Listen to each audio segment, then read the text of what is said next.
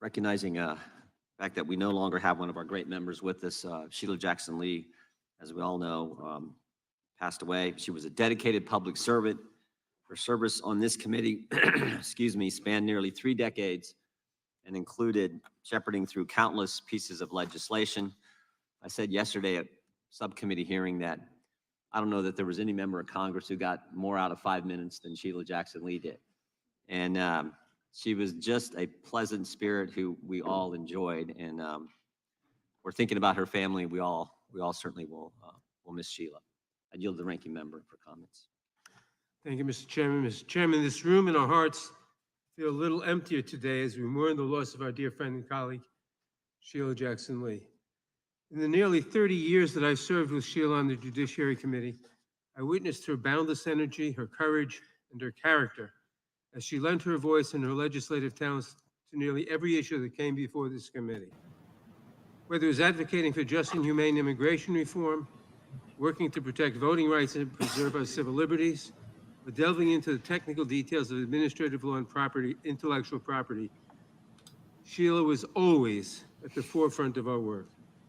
Sheila made perhaps her greatest... Friends, this should be an interesting testimony today with Director Wray of the FBI.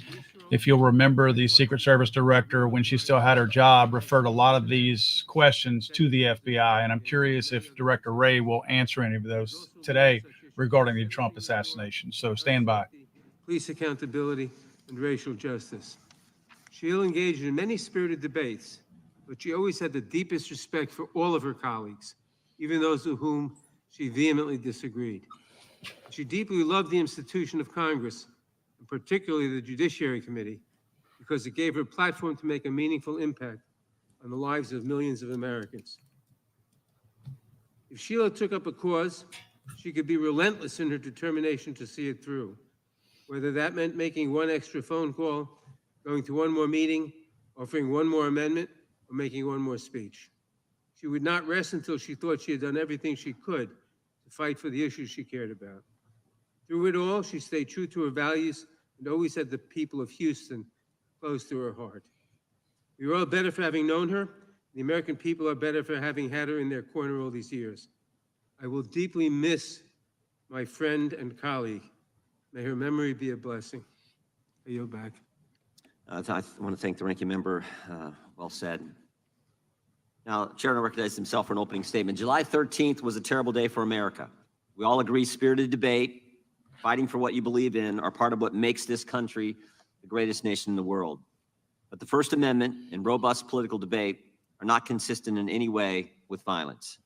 What happened in Butler, Pennsylvania was a tragedy that took the life of a good man, Corey Compertor, leaving a wife without a husband and 2 daughters without a father. Others were injured, and of course, former President Trump, by the grace of God, survived the assassination attempt. There are a lot of unanswered questions about the security failures that day, questions about decisions made before the rally, questions about actions during the rally, and questions about statements made after the event concluded. Prior to the rally, why was the president's security detail denied requests for extra resources? Why weren't all the buildings secured? There were a finite number of buildings that needed to be secured. Why wasn't that done?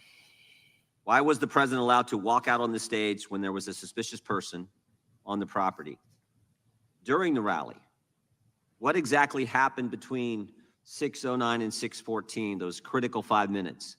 We know from briefings from the director and the deputy director at the FBI and other information we've gathered that at 6:09, the shooter was identified on the roof.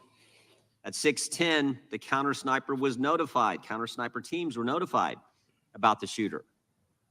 6:11, the shooter fired several shots, injuring and killing one person, injuring others. At 6:12, the counter sniper took down the shooter, and at 6:14, President Trump was escorted off the stage by Secret Service agents. We need to know what happened play by play, moment by moment, second by second, the communications that took place, again, during that critical 5 minutes. And then finally, after the rally, why did both the Secret Service and Secretary of Homeland Security, Mayorkas, lie to the American people? July 14th, the day after the attack, Secret Service spokesman Anthony Guglielmi said this, quote, The assertion that a member of the former president's security team requested additional security resources that the U.S. Secret Service or the Department of Homeland Security rebuffed is absolutely false. The next day, Secretary Mayorkas said, that is an unequivocally false assertion. We had not received any requests for additional security measures that were rebuffed. But 5 days later, top officials repeatedly rejected requests from Donald Trump's security detail for more personnel. And on the 21st of July, the New York Times, confirming what the Washington Post reported, said, quote, Mr. Guglielmi acknowledged that the Secret Service had turned down requests for additional federal security assets for Mr. Trump's detail. 180-degree change. Why did they initially lie to us in the days after the attack in Pennsylvania? Finally, we hope to learn more today from Director Wray about the shooter, his use of the drone, the explosives that were in his car, how he got on the roof, and a host of other questions. It is our hope that Director Wray's testimony can begin to give answers to the American people about all of these questions and concerns. So, Director, we appreciate you being here, and we trust that you're going to be as transparent with the committee and the country as you possibly can. And I'm sure you understand that a significant portion of the country has a healthy skepticism regarding the FBI's ability to conduct a fair, honest, open, and transparent investigation. And that skepticism is based on what they've witnessed over the past several years. The American people have seen a Biden-Harris Justice Department that can't tell us who planted the pipe bombs on January 6th, that can't tell us who leaked the Dobbs opinion, and that can't tell us who put cocaine at the White House. Biden-Harris Justice Department who raided President Trump's home, Biden-Harris Justice Department who worked with social media companies to censor Americans, Biden-Harris Justice Department who let the country believe that the Hunter Biden laptop was misinformation when they knew at the time it was authentic, and maybe most importantly, a Biden-Harris Justice Department who retaliated against whistleblowers who came to this committee and spoke to us about these issues. Last week, we sent you 12 questions about what occurred on July 13th. We expect you to answer those questions and the others that I've just outlined. And again, we thank you for being here today and appreciate your willingness to answer the questions that the committee is going to have. And with that, I would yield to the ranking member for an opening statement. Thank you, Mr. Chairman. Mr. Chairman, 2 weeks ago, our country witnessed a shocking assassination attempt on a presidential candidate. Now, I disagree with Donald Trump in almost every policy area imaginable. I am frequently shocked and outraged at the plans he has for our country and the words that come out of his mouth. And I have dedicated much of the last 8 years to fighting his agenda. But regardless of my strong feelings about Donald Trump's behavior, I unequivocally and unabashedly condemn with every fiber of my being the attempt against his life. This was not just an attack on a man, but an attack on our democracy. Political violence erodes the very foundations of our nation. The concepts of freedom of speech, of peaceful transitions of power, of a democratic government at its core, these cannot exist if political violence is allowed to fester and to go unchecked. And if you think that this one assassin's bullet was a bolt out of the blue and not part of a wave of violence that has threatened this nation for years, then you have missed the point of what my Democratic colleagues and I have been imploring you to hear for some time. Election workers, many of them working for free, face near constant threats of violence. In one recent instance, an Indiana man pleaded guilty to threatening to kill an election worker who said that there were no irregularities in a recent election. That man said, quote, 10 million plus patriots will surround you when you least expect it and will expletive kill you, close quote. That is political violence. In another instance, Speaker Emerita Nancy Pelosi's husband was bludgeoned over the head with a hammer by an intruder in his home who had been there to capture Ms. Pelosi, interrogate her, and possibly, quote, break her kneecaps because of her liberal views. That is political violence. The death threats surging against Vice President Harris, former President Obama and his wife Michelle, and Governor DeSantis, as well as many others, including videos online of individuals holding assassination threats. That is political violence. The plot to kidnap Governor Gretchen Whitmer and overthrow parts of the state government. That is political FBI violence. did that. The brutal, deadly attack 3 years ago against this very building, with rioters breaking through police barriers to run through these halls chanting, "Kill Nancy," and "Hang Mike Pence," and even hanging a noose outside the building. These rioters battering Capitol Police officers and forcing members of Congress and their staffs to go into hiding, squatted in spaces under desks or in closets. That is political violence. This assassination attempt, as horrific as it is, should surprise no one. And you would think a political party that almost lost their presidential candidate through an act of political violence would have something to say about the way their leaders keep talking about the next election. Donald Trump has warned there will be a, quote, bloodbath if he loses. Republican Ohio State Senator George Lang said just last week at a rally for J.D. Vance that he is, quote, afraid that civil war might be necessary if Republicans lose the November election. President of the right-wing think tank and Project 2025 leader, the Heritage Foundation, Kevin Roberts, said on Stephen Bannon's podcast, quote, "We are in the process of the second American Revolution, which will remain bloodless if the left allows it to be," close quote. Republican former Alaska Governor Sarah Palin said in August of last year of Trump's indictments, "Do you want us to be in civil war? Because that's what's going to happen. We're not going to keep putting up with this. We do need to rise up and take our country back," close quote. I could go on, but it's more and more of the same. And I hear nothing from the other side of the aisle in this room about these statements. Do you support a bloodbath if you don't get the election outcome you want? Do you justify violence if the left does not agree with you? And what exactly has preoccupied this Republican majority while their allies threaten violence to their political enemies, real and imagined? We have chased down baseless conspiracy theories designed solely to influence the 2024 election in favor of Donald Trump. We have spent millions of dollars and thousands of hours of staff time in more than 100 transcribed interviews, chasing false accusations against President Biden, supporting an impeachment effort that seemed designed to fail, and hunting for a smoking gun that simply does not exist. And instead of admitting that these investigations found no corruption, coercion, or unethical behavior by the Biden administration, Republicans chose to just dig deeper and spend more money. Imagine what could have happened if we had spent these thousands of hours of staff time and those millions of taxpayer dollars addressing even one aspect of the political violence that now threatens our country. Perhaps had this Republican majority lifted a finger to help a nation that is awash in guns, the assassinate Butler would not have had such easy access to the weapon he used to fire on that crowd. It was bought in 2013, Director Wray, dummy. your agency is responsible for addressing some of the most serious issues of our time. The Bureau fights gun violence, which claims the lives of 40,000 Americans every year. It protects election security from growing threats from malign foreign actors who are working tirelessly to influence our elections. It protects against domestic terrorists and violent extremists who have been a growing threat in recent years and have carried out horrific mass shootings and deadly events around the country. And so much more. I apologize to you, Director, that instead of supporting you in these missions in the 118th Congress, some of my colleagues have instead hindered your work, maligned your agents, and called to abolish and defund your agency, all for political gain. Do it. It is despicable, especially from the party that claims to, quote, back the blue. And I know that you and your many agents and employees have paid the price for these baseless attacks. I know you have faced a barrage of threats, distrust, and vitriol from the public as a result of these wild, politically driven conspiracies. I know it has become even more dangerous and difficult for you to come to work each day. I may not agree with you on everything, but I sincerely thank you and every employee in your agency who continues to protect our country.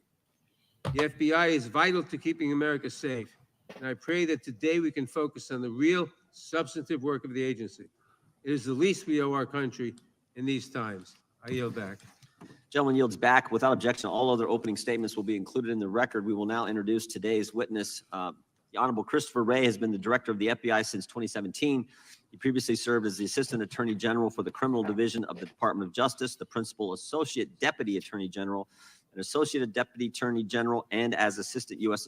Attorney for the Northern District of Georgia. Again, Director Wray, you've been here many times. We appreciate you being here today. Look forward to your testimony and answering our questions. We will begin by swearing you in. Would you please rise and raise your right hand? Do you swear or affirm under penalty of perjury that the testimony you're about to give is true and correct to the best of your knowledge, information, and belief, so help you God? Let the record affirm, let the record reflect that the witness has answered in the affirmative. Thank you, and please be seated. We have votes coming in about 10 minutes, but we definitely want to get through your opening statement as far as we can, and this is going to be an interesting day on Capitol Hill with the Prime Minister of Israel here as well. So, Director Wray, you're recognized for your opening statement. Good morning, Chairman Jordan, Ranking Member Nadler, members of the committee. I want to begin by offering my condolences on the passing of Representative Jackson Lee, who served the people of Texas in this body and on this committee for so long.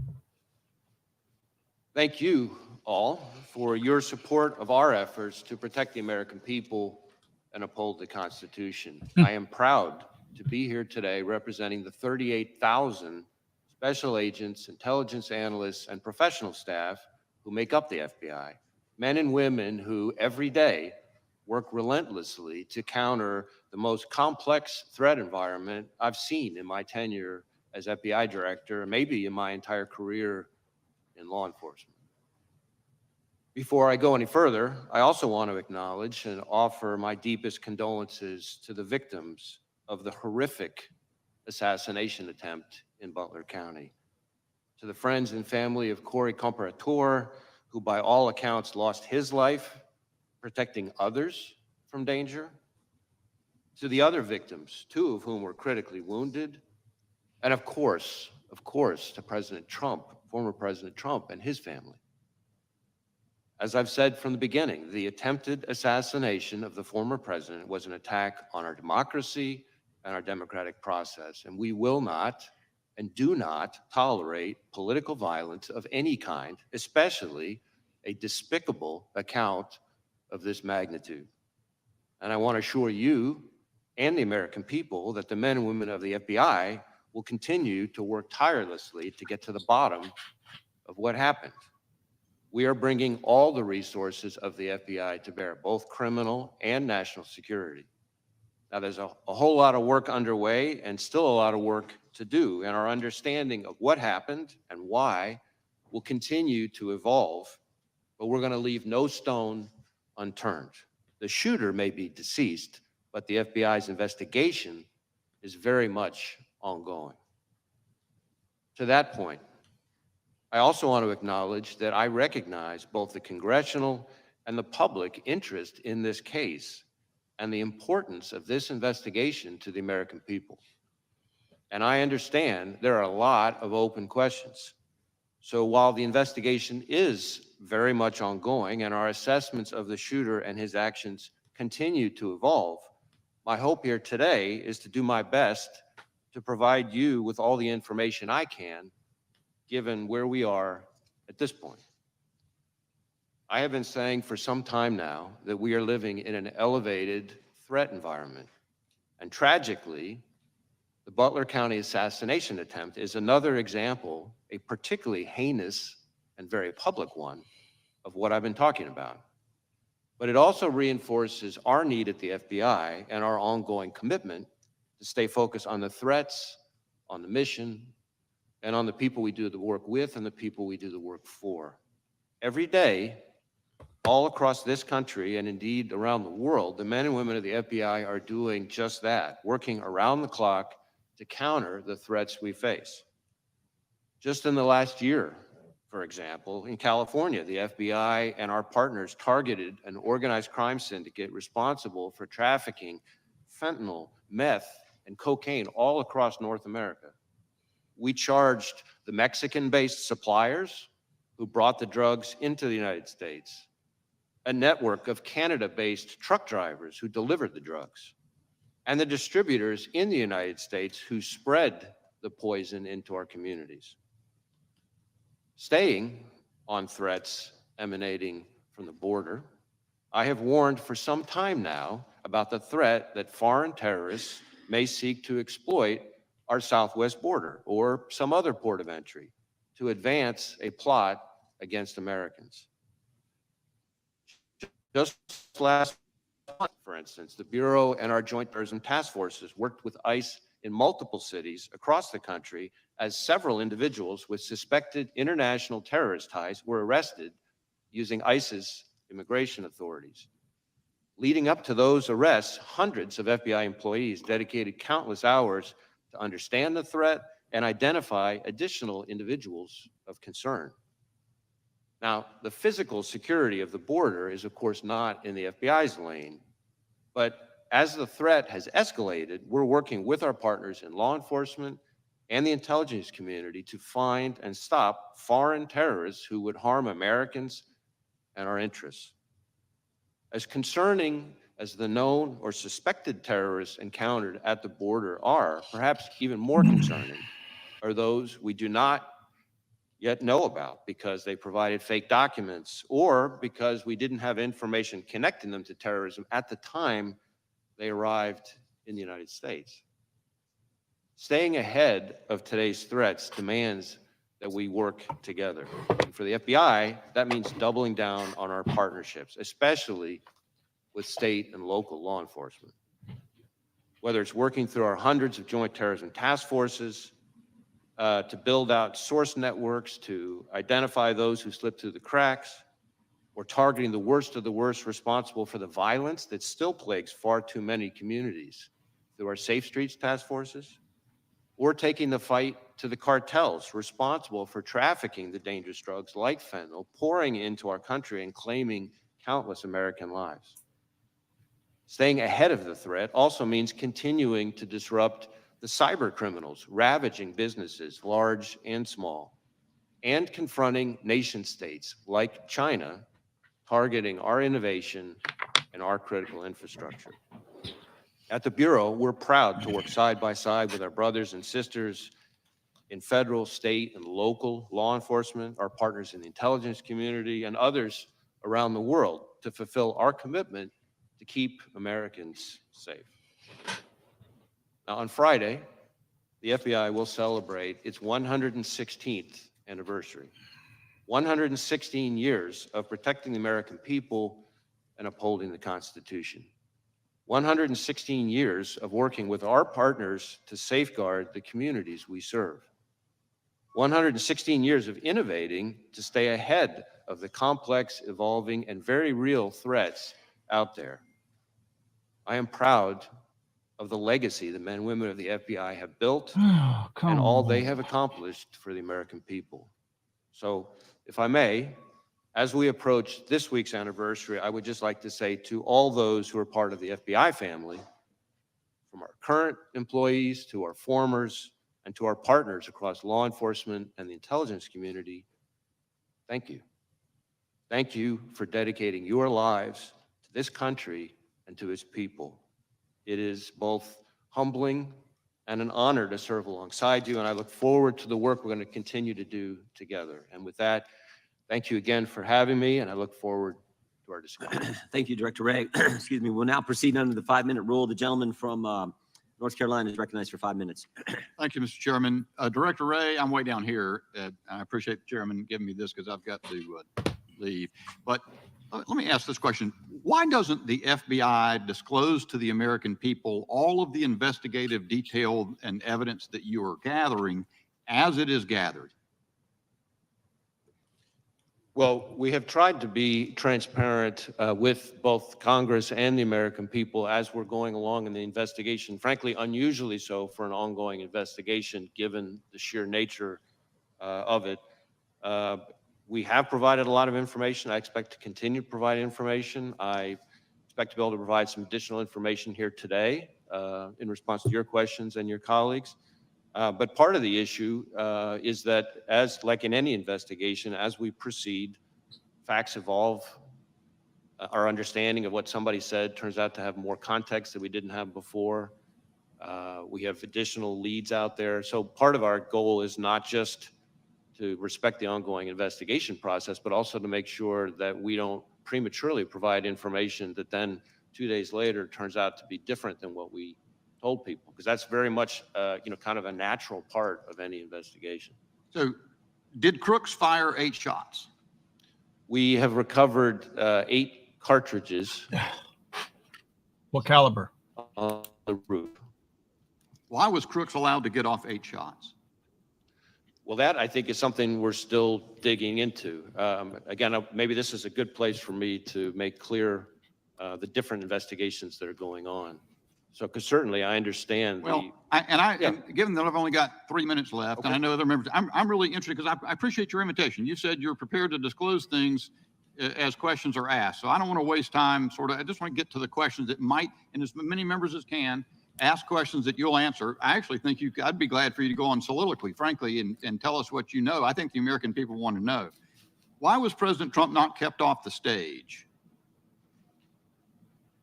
we don't know the answer to that, but I want to be clear, and this is important because I think it goes to questions that I can and cannot answer. Our investigation, the FBI's mandate, is focused on the shooter and all things related to his attack. Now, obviously, I understand very much the intense interest and focus on the Secret Service's performance, actions, decision-making, et cetera. There are two separate after-action reviews, the DHS Inspector General and the outside independent panel that's been convened that are focused on that. Now, our Everybody investigation understands will, it. will Everybody obviously understands that, overlap Director with Wray. that. Here's the Yeah. problem. We're out 13 days, and you say we've been disclosing. We had the director or the colonel from the Pennsylvania State Police in front of Homeland yesterday. He was quite candid. He disclosed to us that Butler Emergency Services Unit personnel were posted into the windows on the second floor of the AGR building, that they left there to go pursue the person that they spotted, Crooks, that they texted a photo of Crooks to the PSP representative in the command center. That information was relayed to the United States Secret Service. They asked that it be texted to someone else. That was many minutes before President Trump took the stand. What we don't know is why were they not keeping him off the stand? And to the extent, I know we always hear when there's a criminal investigation, you got to wait for that to develop. But do you have any reason do you have any other target of your criminal investigation other than Crooks, who's dead?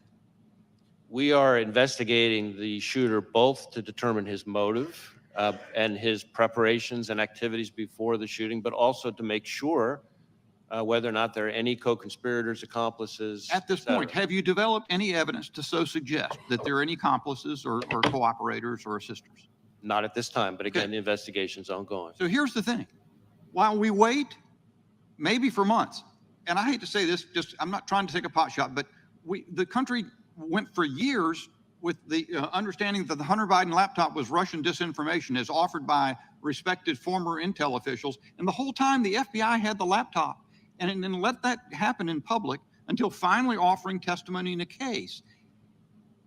To the degree we wait to hear as a country and as a Congress what has happened in this event, because the FBI is conducting an investigation, it provides quarter for the U.S. Secret Service not perhaps to reckon with the problems that are obvious to everyone. So let's get a couple in while I've got 13 more seconds. One more question, perhaps.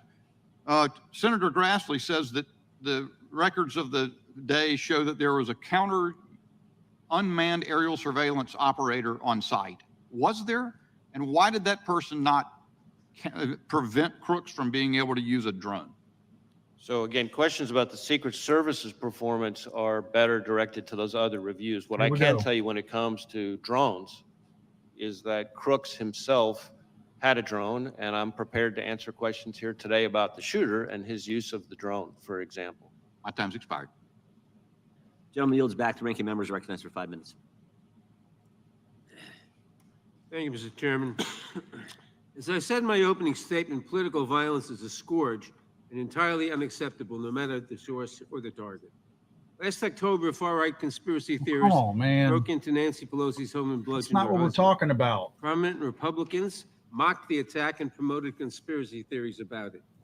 Last August, an armed Utah man who threatened to kill President Biden was killed as FBI agents attempted to serve a warrant on him hours before President Biden landed in his state. Unrelated. Some on the right claimed that the man was simply a, quote, Second Amendment enthusiast. Unrelated. In recent weeks and months, those on the right have repeatedly called for, quote, civil war, with an Ohio state senator saying that if Republicans lose the election, quote, it's going to take a civil war to save the country, and it will be saved. The president of the Heritage Foundation likewise said that, quote, we are in the process of the Second American Revolution, which will remain bloodless if the left allows it. Director Wray, It's obviously important that we respect First Amendment protections, but there is clearly a point at which some violent rhetoric crosses over into threats of violence or leads to actual violence. Could you describe how the FBI looks at this relationship between rhetoric and action and what you are seeing around the country? So I appreciate the question, and this is an issue that I've been talking about for some time. In our view, there is a right way and a wrong way under the First Amendment to express your views, no matter how passionate or even angry you are. And violence and threats of violence is not the right way. And we don't care what you're upset about or who you're upset with. When, from the FBI's perspective, when it turns to violence and threats of violence, that's when we have to draw the line. That's when we get engaged. And there is an alarming phenomenon that we've seen over the last several years of that kind of passion and heated rhetoric turning into actual violence and threats of violence. We've seen it against public officials of all sorts. We've seen it against law enforcement. The number of officers shot and killed in the line of duty in this country is frankly outrageous and alarming. And I know that because every time an officer is shot and killed anywhere in this country, since the day I started as FBI director, I personally call the chief or the sheriff to express my condolences and to talk to them about the victim's family. And the number of those shootings that are ambush related, meaning somebody is targeting law enforcement because they're law enforcement, is particularly alarming. I have made around 400 of those phone calls. It's almost every 5 days that a law enforcement officer is killed in the line of duty. We have a criminal and that problem. is an example of the kind of ways in which passions and heated rhetoric can bubble over into violence. Thank you. Members of Congress, their families, and their staffs have witnessed an alarming rise in threats against them. I appreciate the work your agency has done to investigate and address these threats, but I'm concerned that we do not seem to be stemming the tide. What is the FBI doing to ensure that members of Congress, their families, and their staffs are safe? So we have a very close relationship with the Capitol Police, and we have members of the Capitol Police, for example, who are on some of our task forces. We share intelligence information about things that we're seeing, trends that we're seeing with Capitol Police and others in law enforcement. Obviously, if we have specific information about an effort to target a member of Congress, then we're getting with Capitol Police in a much more specific way. But those are some of the things that we're doing. Thank you. Now, Director, your office is leading the investigation into the attempted assassination of Donald Trump. Republicans in Congress, including members of this committee, have repeatedly called for defunding the FBI. What impact would defunding or even just limiting your funding have on the FBI's ability to conduct this and other investigations? So I understand that there are heated views, opinions about us, just like there are about every institution in today's America. But cutting our funding is incredibly short-sighted, and the people it really hurts are state and local law enforcement and the American people we're all sworn to protect. Thank you. During my remaining time, I want to turn to a different matter. In recent days, Republican members of Congress have attacked presumptive Democratic presidential nominee Kamala Harris as a, quote, DEI candidate, which presumably is code for women and person of color. It's not a new theme for them. In May, Chairman Jordan wrote to you claiming that because of DEI initiatives, the FBI is no longer hiring, quote, the best and brightest candidates to fill the position of special agent. We know that. With my remaining time, Director Wray, can you please answer the following questions? Is it true that hiring women and people of color means that FBI is no longer hiring the best and the brightest to serve as law enforcement officers? Is there any evidence that women and people of color are less effective in law enforcement roles? And what message does it send to prospective applicants when their leaders demean them and make judgments about them based solely on the race or gender? Witness may respond. So any notion that we have lowered our standards, our hiring standards, is just not accurate. In fact, our standards are as competitive and selective as ever. We have tens of thousands of people applying, and our selection rate is about 3.1%, which is more selective than just about any university in the country. And most of our applicants, I think something like 50% of them are coming from military or law enforcement backgrounds. About 50% of them also have advanced degrees. The average age is around 31, which means they're bringing a wealth of personal and professional experience when they arrive.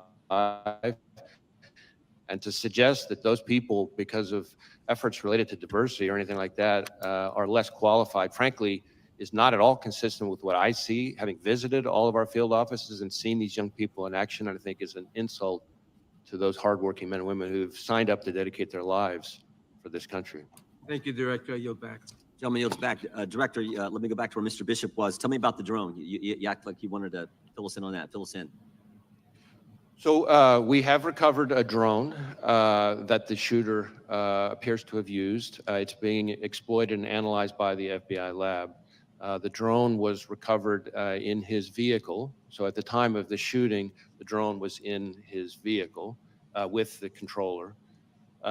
In addition, our investigation has uncovered. Do you know what time of day he flew it, and if he flew it on the day of the shot? Yeah. Oh, I'm sorry. Go ahead. Go ahead. So in addition, it appears that around 3:50 p.m., 4 o'clock in that window on the day of the shooting, that the shooter was flying the drone around the area 2 for hours. about 11 minutes. I want to be clear, but when I say the area, not over the stage and that part of the area itself, but I would say about 200 yards, give or take, away from that. We think, but we do not know. So again, this is one of these things that's qualified because of our ongoing review, that he was live streaming, viewing the footage from that, again, about 11 minutes and around the 3:50, 4 o'clock p.m. range. 2 hours before, he's flying a drone in the vicinity of the route. About 200 yards away. Yes. 200 yards. Okay, that's important information. What about the bombs that we've heard about in the shooter's car? So again, the FBI lab is exploiting those explosive devices. Yep. There were, we've recovered 3 devices, 2 in his vehicle and 1 back in his residence. Are these what you would call, your experts would call sophisticated operations, or this? I don't know. That's what I've been told by people who have some understanding of this area. Yeah, I think it's, we've seen more sophisticated and less. I would say these are relatively, again, keyword, relatively crude devices themselves, but they did have the ability to be detonated remotely. And so to that point, in addition to the 2 devices that we recovered out of his vehicle, there were receivers for those 2 explosive devices with the devices. And then on the shooter himself, when he was killed by law enforcement, he had a transmitter with him. Now, I do want to add one important point here, is that at the moment, it looks to us, again, ongoing review, and I can't say that too many times. At a moment, it looks like, because of the on-off position on the receivers, that if he had tried to detonate those devices from the roof, it would not have worked. Okay. But that doesn't mean the explosives weren't dangerous. And I'm sure we're going to get into all these subjects a little bit later as well. Tell us what you can about the encrypted platforms we've heard about. So one of the things that we're drilling into hard with the shooter, in an effort to try to learn more about his state of mind, his motive, his ideology, his context, everything else, is to look at all of his devices, any social media accounts he had, et cetera. And one of the things we've learned in finally getting into his phone, which was also a significant technical challenge from an encryption perspective, but in addition, once we got on the phone, it turned out he was using some encrypted messaging application. And again, the same question relative to the bombs. Was this pretty sophisticated, or is this is the kind of the norm you see with folks like, similar situation? How would you describe on this subject, I would say this has unfortunately now become very commonplace, and it's a real challenge for not just the FBI, but state and local law enforcement all over the state. Tell me exactly the scope of, does the scope of your investigation include what I call that critical 5 minutes from when the 6:09, when this is based, I think, on the information you've given to Congress, 6:09 when the shooter's identified on the roof, and 6:14 when President Trump is ultimately escorted off, and all that happens, the shots that take place in between there. Do you have access to the communications that were going on at the time in that critical 5 minutes? So our investigation, when you say scope, our investigation includes that time frame, although focused again on the shooter himself. I understand. And his the shooter's involved in that. He's obviously involved in that time frame. Correct. And as part of that, as part of our focus, our investigation of the shooter and the attack, of course, we are interviewing law enforcement from the scene, because those are some of the most significant witnesses and getting access to their materials and that kind of thing. And Secret You're Service has getting been access fully to any, cooperative. you have access to the communications that exist there. That exact question, I don't, as I sit here at the moment, I don't know the exact answer to that question, but I know that Secret Service has been cooperative with us. The Congress would like access to those communications as well. I mean, not just that 5 minutes, although I think that's the critical time frame. There's lots of communications we'd love to have access as well. I see my time is up, and they have called votes on the floor. I think there are about 6 minutes left in votes. So committee will stand in recess until approximately 10 minutes after votes conclude on the House floor.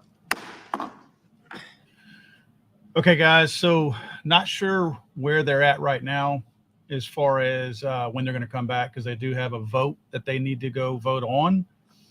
So what I will do is I will stay, I'll keep the live stream going for when they come back. I have a few things I need to take care of.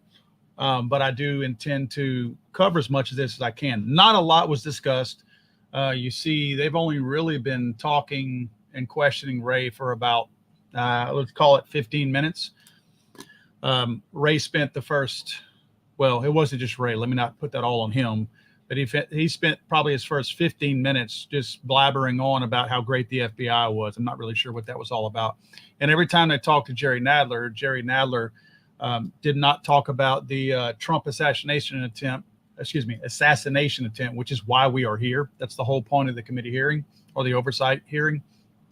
So Nadler just blabbered on about how Republicans were bad and they were saying ugly things about Democrats, but never once mentioned the Black Lives Matter riots or any of the other threats. Didn't talk about Steve Scalise being shot by a crazy liberal. None of that stuff was talked about. It was just all blah, blah, blah, blah. And he also mentioned the kidnapping attempt or plot against Gretchen Whitmer, which, by the way, what irony this was, that's already proven to be false. Literally, you can find that anywhere. This is not some dark website that you read this on, that the FBI, who Wray is director of, the FBI actually constructed and concocted that plan to kidnap Governor Gretchen Whitmer and was trying to recruit other guys in the Michigan area, begging them and going back to them after they would say, no, I'm not interested, dude, leave me alone. And they just kept on. The FBI did that. Yet Nadler still cites that as being something that right-wing extremists have done. The guy in front of him that he's actually questioning is the guy responsible for that. He's literally the guy in charge of that. And he's actually talking about Republicans or conservatives as a result of that. Just stupid stuff. So we wasted a lot of time. Not much was talked about. Representative Bishop, straight out the gate, asked a question. And boy, he came so close, man. Sometimes you just wish these guys would listen to a gun guy or somebody that understands the culture, how things work, or the right question. Because guys like Director Wray, and just like the Secret Service director did, the former Secret Service a couple days ago, they have attorneys and they have, quote, experts telling them, this is the word you can say. Don't say this word with it because then it implicates you. So don't say this word, only say that word. Bishop asked, did Crooks fire 8 shots? Right out the gate, he asked that. I was like, yes, we're actually going to get some answers. When Bishop asked that, Wray's exact response was, we recovered 8 cartridges from the roof. Okay, that's factually incorrect and likely actually incorrect. First of all, unless they recovered 8 rounds from the roof, they did not recover 8 cartridges. They might have got 8 shell casings. They might have got 8 pieces of spent brass, but they did not get 8 cartridges, again, unless rounds were spilled onto the rooftop. So wrong terminology there. But let's assume when Director Wray was talking about cartridges that he meant spent casings, let's assume he understood what the question was and meant to say spent casings instead. If he said they recovered 8 casings from the roof and the question was, did Crooks fire 8 shots? Then the question was not answered, because the question was, did Crooks, one person, fire 8 shots? He said they recovered 8 possible shell casings from the roof. That's not answering the questions that Crooks fired 8 shots. Do you understand what I'm saying? It could have been 2 people, each firing 4 shots. It could have been 3 people. One guy fired 3, one guy fired 4, one guy fired 1. You follow what I'm saying? If he recovered 8, even if it was shell casings on top of the roof, then where were they? What calibers were they? You follow what I'm saying? The follow-up question, boy, that would have been a valuable question if he would have asked. I was literally on the edge of my seat going, ask it, ask it, ask it. Just ask the caliber. You don't even have to tell me the location because I know they may lie about that, but tell me the caliber of everything that was shot, because it's very unlikely that if there were any other shots fired by, quote, snipers are not using 5.56 or 2.23 rounds. They're simply not. I mean, if there's any snipers on here, you guys tell me. That's not a precision rifle round. Am I saying you can't make precision shots with it? Of course you can. But that is certainly not a preferred round. Nobody in a professional capacity as a sniper is going to use that round. So there's likely other shell casings on that rooftop. 8. The implication, they think they answered the question, because the implication is going to be that Bishop asked if Crooks fired 8 shots and Wray said yes. That's how they're going to shape this. But the question was not answered, guys. This was interesting to me. The drone question by Jim Jordan. Okay, that's been something that's been tossed around many, many ways. In fact, what's funny is I used some drone footage from whoever was there after the event, and they've hit me with a copyright strike or a copyright violation on my YouTube channel because, oh, you didn't get permission. Let me be real clear. Anytime I use somebody else's video, I have referenced them in my descriptions if I know where the video came from. Sometimes I just grab it from somebody else who didn't give that person credit, so I don't know where it came from. But I do look to see if there's an originator who puts that video out there. So anyway, that's kind of a side topic there. But they're saying that, and this was very interesting, and I want to, quick side point, I want to refer to an email here in a second that I've literally got while we were watching this. They're saying that Crooks did, in fact, fly his drone. Remember, we heard reports, and I think I put a video out a couple days ago on this, that Crooks had flown his drone 2 or 3 days prior to the event and on the day of the event. And if you remember, the Secret Service director denied that he had flown it the day of the event. If you remember that, which means she lied under oath, because she would have had that information, or she didn't know the information, which is another reason why she should go. But she claimed that he did not, at least not according to her, fly that drone on the day of the event, when he in fact did do it. Director Wray said that between 3:50 p.m. the day Trump was shot and 4 p.m. the day Trump was shot, that's 2 hours prior to him actually being shot, that the drone, Crooks did fly a drone over the event 200 yards away. Now, they make 200 yards sound like that's a long distance. Remember, Crooks was 140 yards away when he fired the alleged shot that hit Donald Trump. So that means he was probably flying clearly within shot by far, 200 yards away. So anyone seeing a drone 200 yards away and that wasn't Secret Service or wasn't FBI, that should have drawn up a red flag. Now, a quick side note. One of my viewers has emailed me, and I hope she emails me back. In that conversation, they said that they were there and that they have not only pictures of the drone, and she hasn't yet. They have pictures of the drone, and they have, I believe she said, video of the drone. So hopefully I'll have my hands on that today.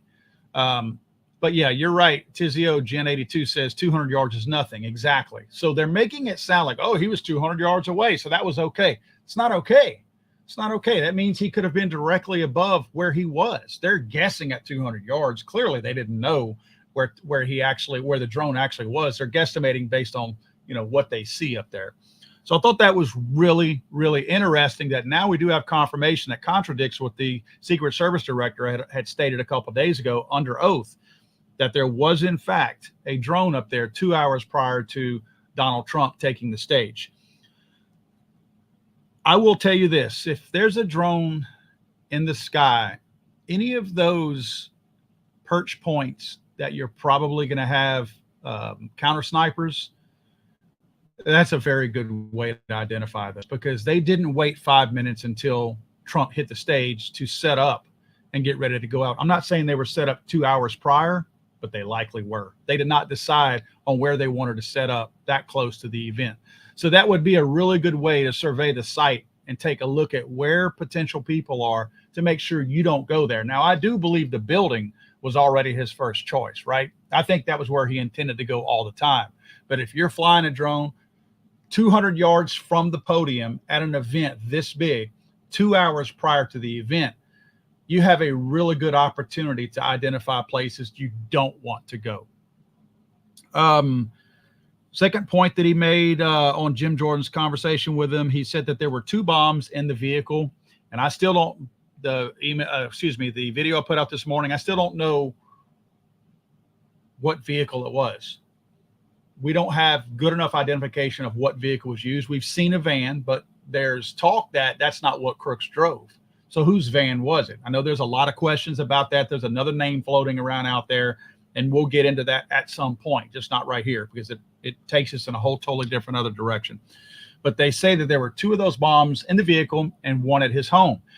Director Wray said that they could be detonated remotely with the remote that Crooks had. However, he said the detonators may not have worked. Something to do with the on-off switch that Crooks had.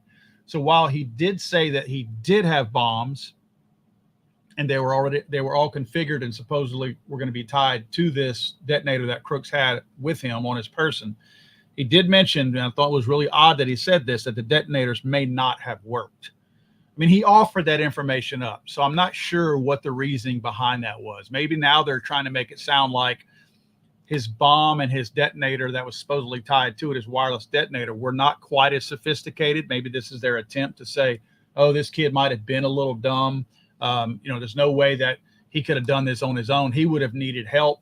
It's a way for them to dispel the fact that somebody else may have been working with him. Again, that's simply me guessing, but I find it really odd that up to now, they were really complimentary of his bomb-making skills, along with the detonator that could have set them off. Now they're saying, kind of letting that leak in, that the detonators may not have worked. So very, very interesting, man. I think that there's a lot more that will come out on this. I do believe that, Director Wray, he doesn't have as much at stake. I mean, obviously, this guy's lied under oath before. He knows how to do it, and he knows there's no repercussions. But he's not risking much. The director of the Secret Service, she was risking a lot. That's why she was so careful with her choice of words. Her department was responsible. His department is not responsible. He has not been directly involved. He's doing the investigation. So he has plausible deniability, because you have to understand the director of the Secret Service, she couldn't just say, I have no idea about that because I wasn't involved, because she was the director in charge of that security event.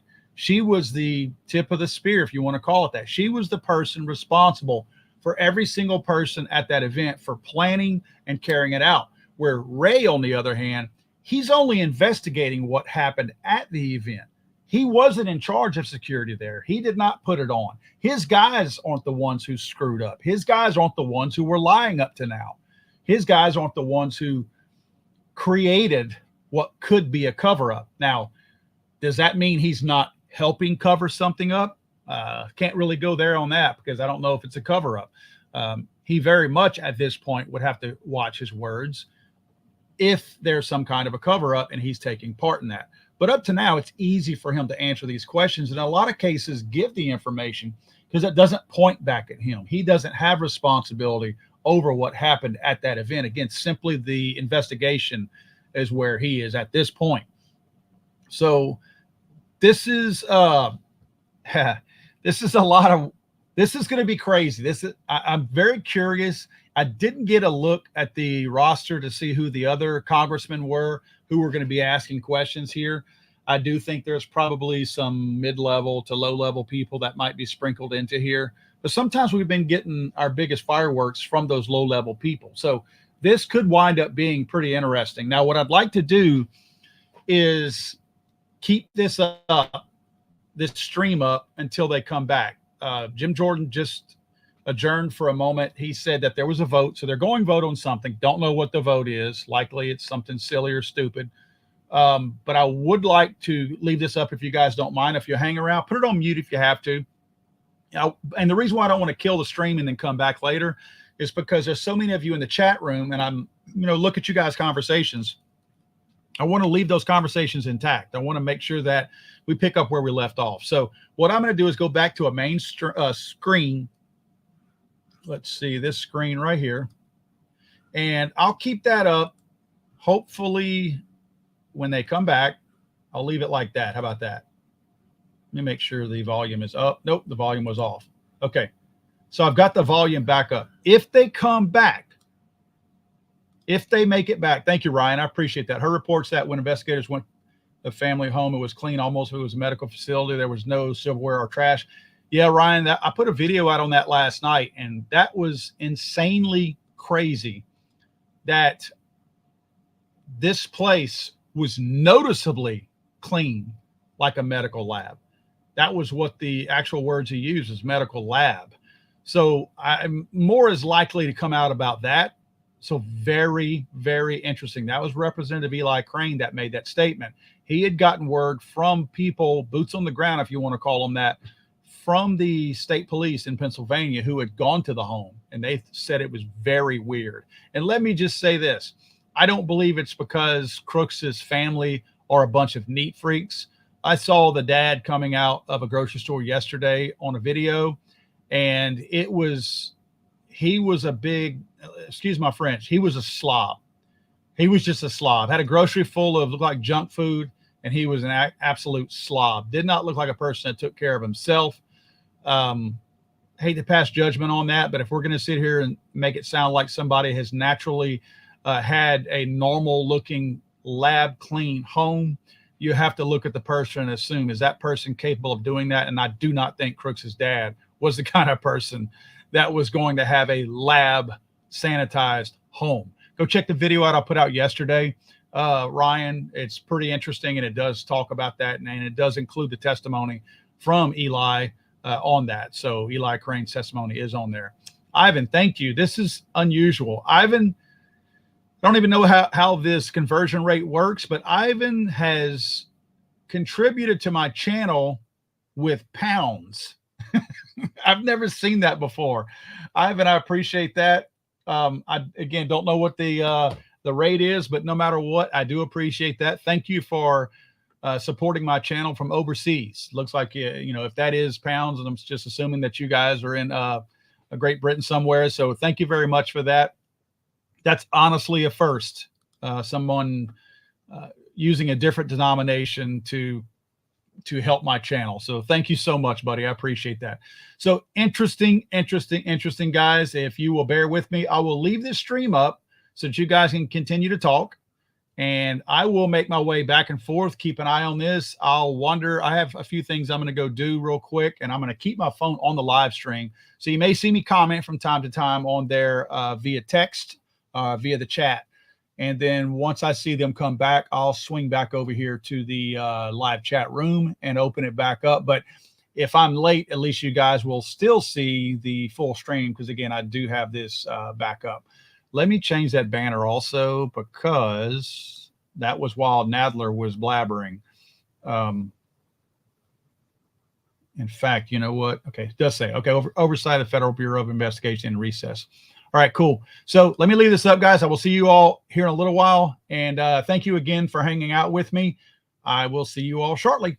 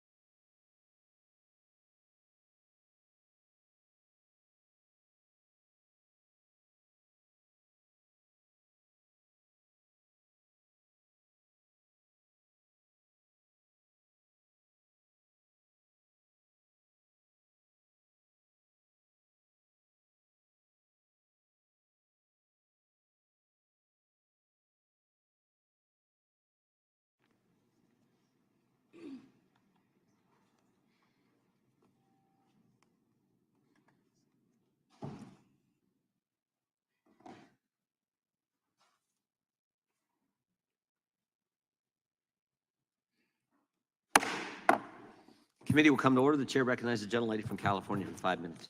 Thank you, Mr. Chairman, and thank you, Director Wray, for being here with us today. Before I ask anything, let me just echo the comments made by others, especially the ranking member, decrying the state of political violence in this country. It's completely unacceptable. We have a democratic system that allows for us to disagree, but not to take those disagreements to violence. That's what we have elections for. And I want to also thank you and all of the FBI for the work that you do, and frankly, the abuse, unwarranted abuse and criticism that have been directed to you by conspiracy theorists and others. It doesn't make your hard job any easier, and I want you to know that many of us notice that and appreciate the work that you and your team are doing. Let me just ask a couple of quick questions. First, many of us are interested in the motives of the shooter here. When it's an assault on a political figure, you immediately assume there's a political motive, and that may be the case here. We don't know yet. But I was interested in what you're seeing on his phone. The press has reported that he had pictures not only of Mr. Trump, but of Mr. Biden and various other members, political figures. Can you discern, was there an element of, mainly Republicans, maybe Democrats? Was it all over the board? Can you enlighten us about that? Well, this is a place where it's particularly important for me to reiterate the caveat that I've included before, because in this instance in particular, we have a lot of legal process out for additional accounts and things like that that the shooter is associated with. So we're hoping to learn more, and we're still exploiting a number of the digital devices. Right. I think it's fair to say that we do not yet have a clear picture of his motive. And I think it's important for me to explain, because I understand, of course, why everybody wants to know the answers to those questions.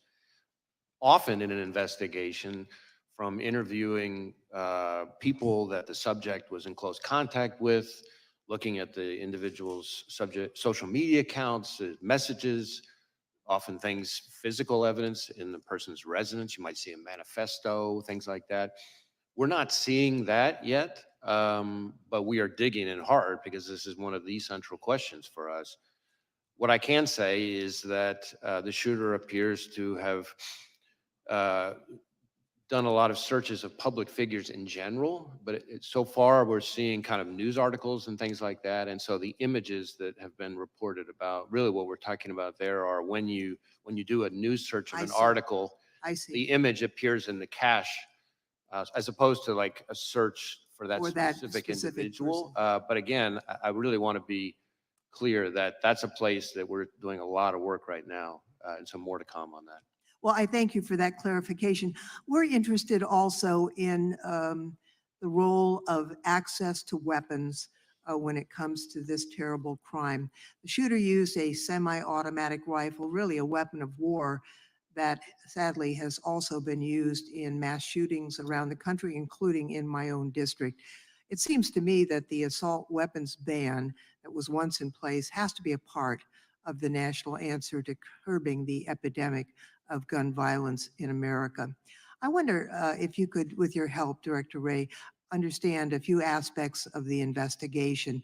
It's my understanding that the Bureau of Alcohol, Tobacco, Firearms, and Explosives, ATF, was quickly able to trace the gun's purchaser, using records from an out-of-business gun store, records that the government is required to correct. Some of my colleagues on the other side of the aisle have suggested that collection should stop.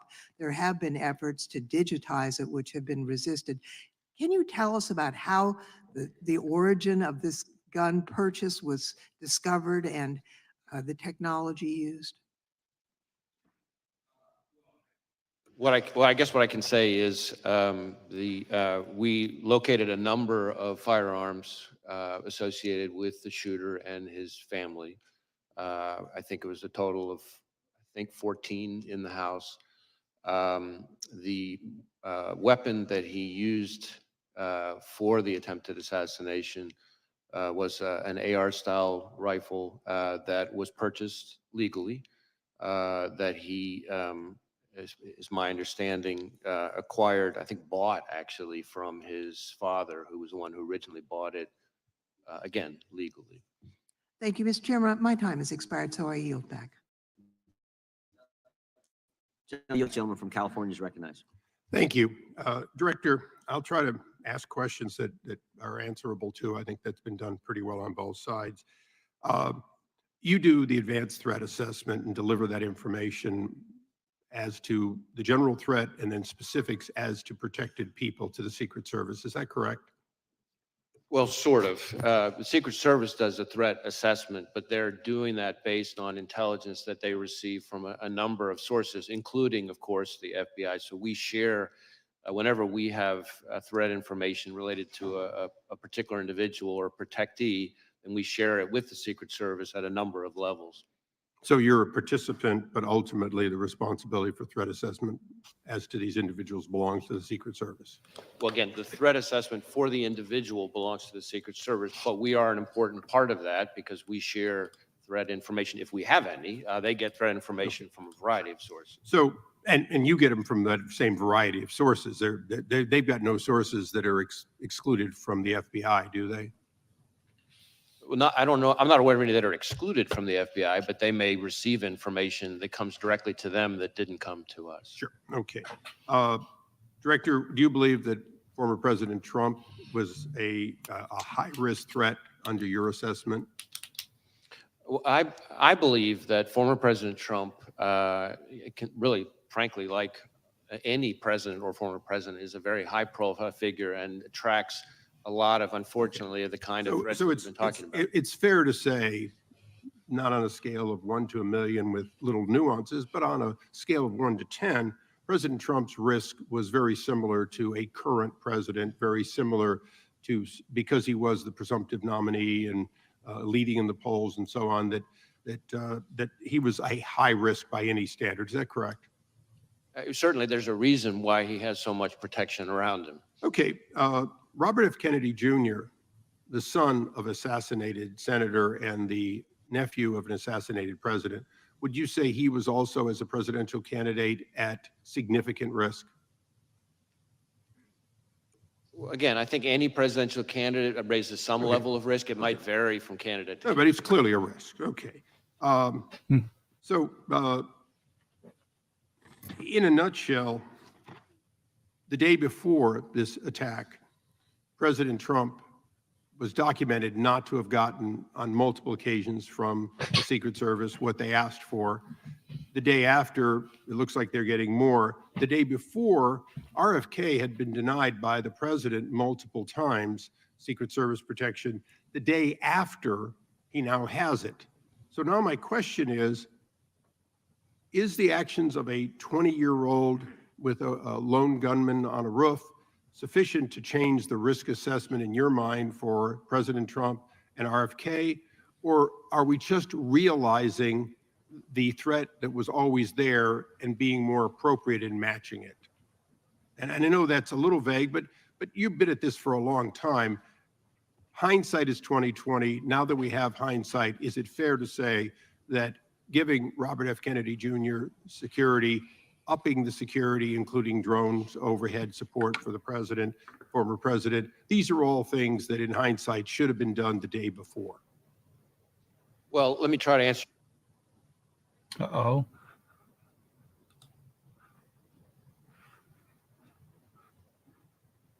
We lost our stream. Stand by, folks.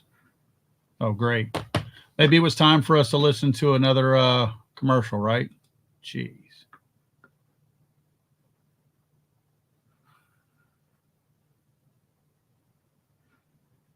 All right, here we go, folks.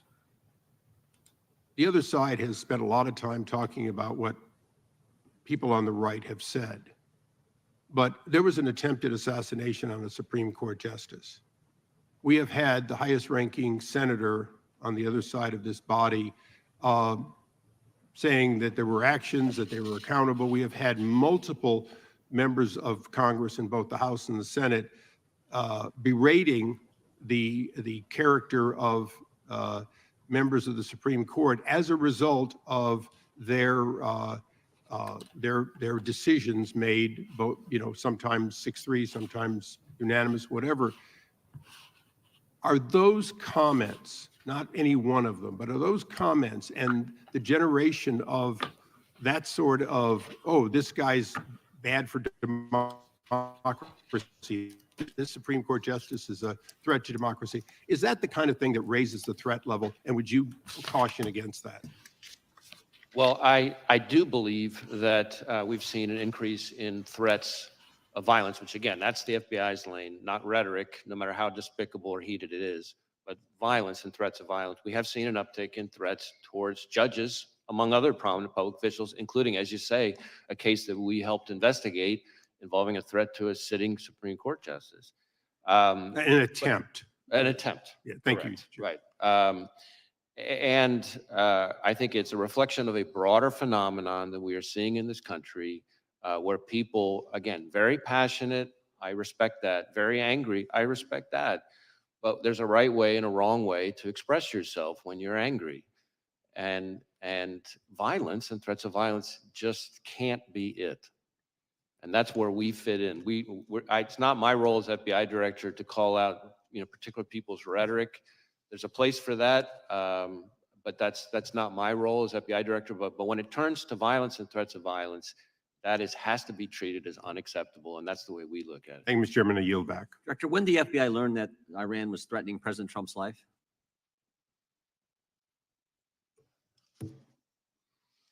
So I want to be a little bit careful here, not to talk about specific classified information, but we have been for quite some time, and I'll stick with what's in the open record.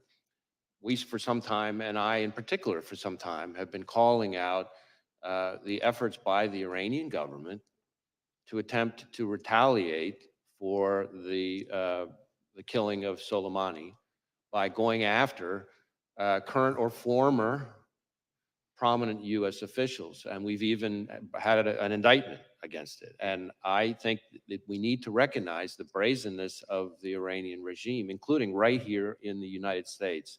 And I expect that we're going to see more of it, and I expect there'll be more coming on that. I'm not aware of any threat information related to protectees that wasn't, passed in a timely way, but I can't really get into specifics here. It's minority's time here, but I just felt that was a question the committee needed to understand. And it sounds like you've known that for a long time, and that information was conveyed to the Secret Service?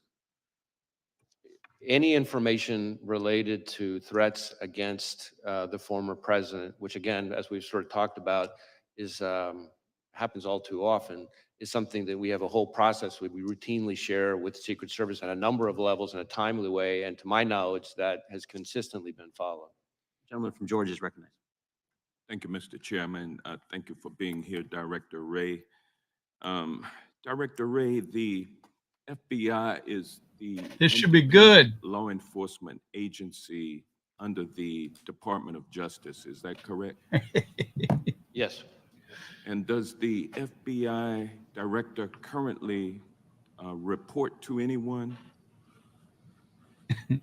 Well, you mean in a chain of command reporting structure kind of thing? Yeah. So the FBI is part of the Justice Department.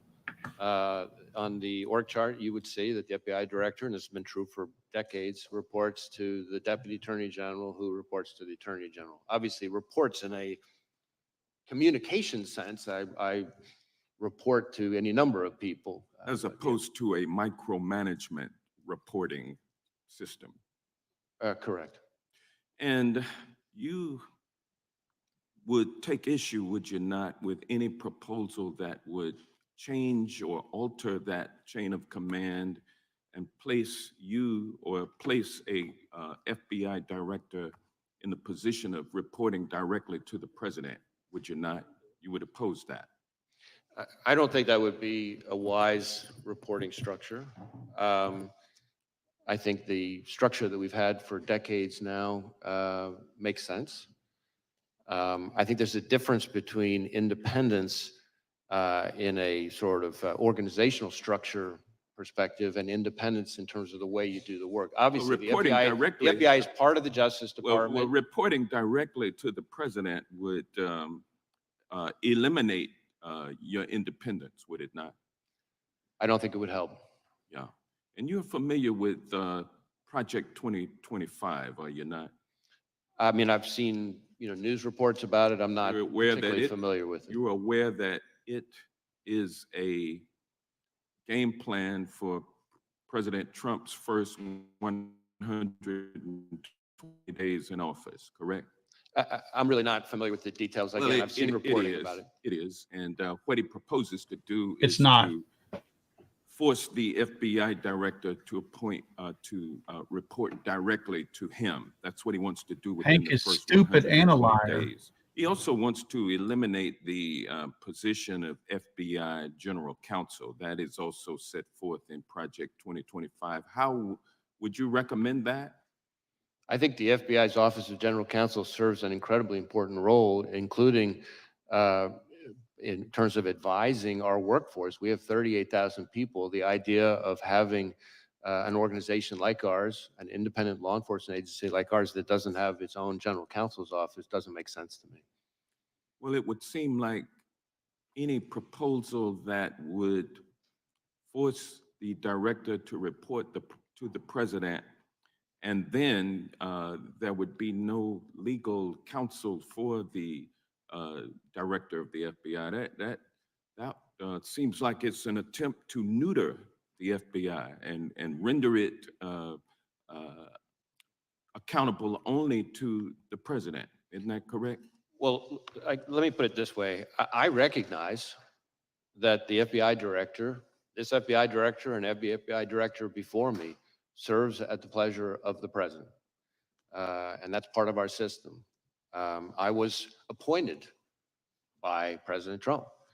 I respect that. I think that's a part of our structure. But independence in terms of how we do our work is what matters to me. And we need to be able to do our work in a way that is free from political interference. Well, you wouldn't be able to do that by reporting everything you do to the president and getting his authority and approval before you take action, correct? I don't think that would be a wise approach.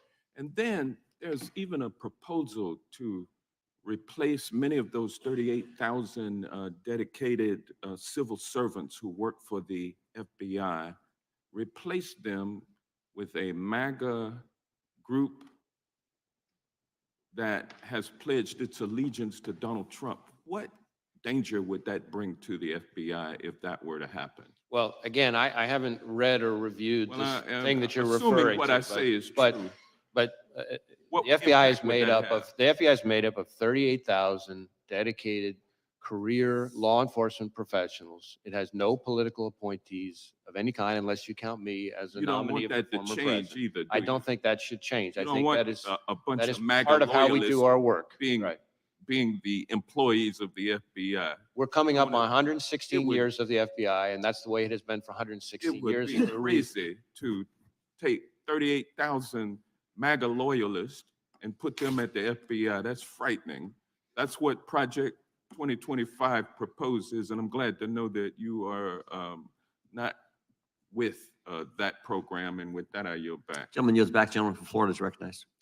Was the shooter on the FBI's radar in any way prior to the assassination attempt?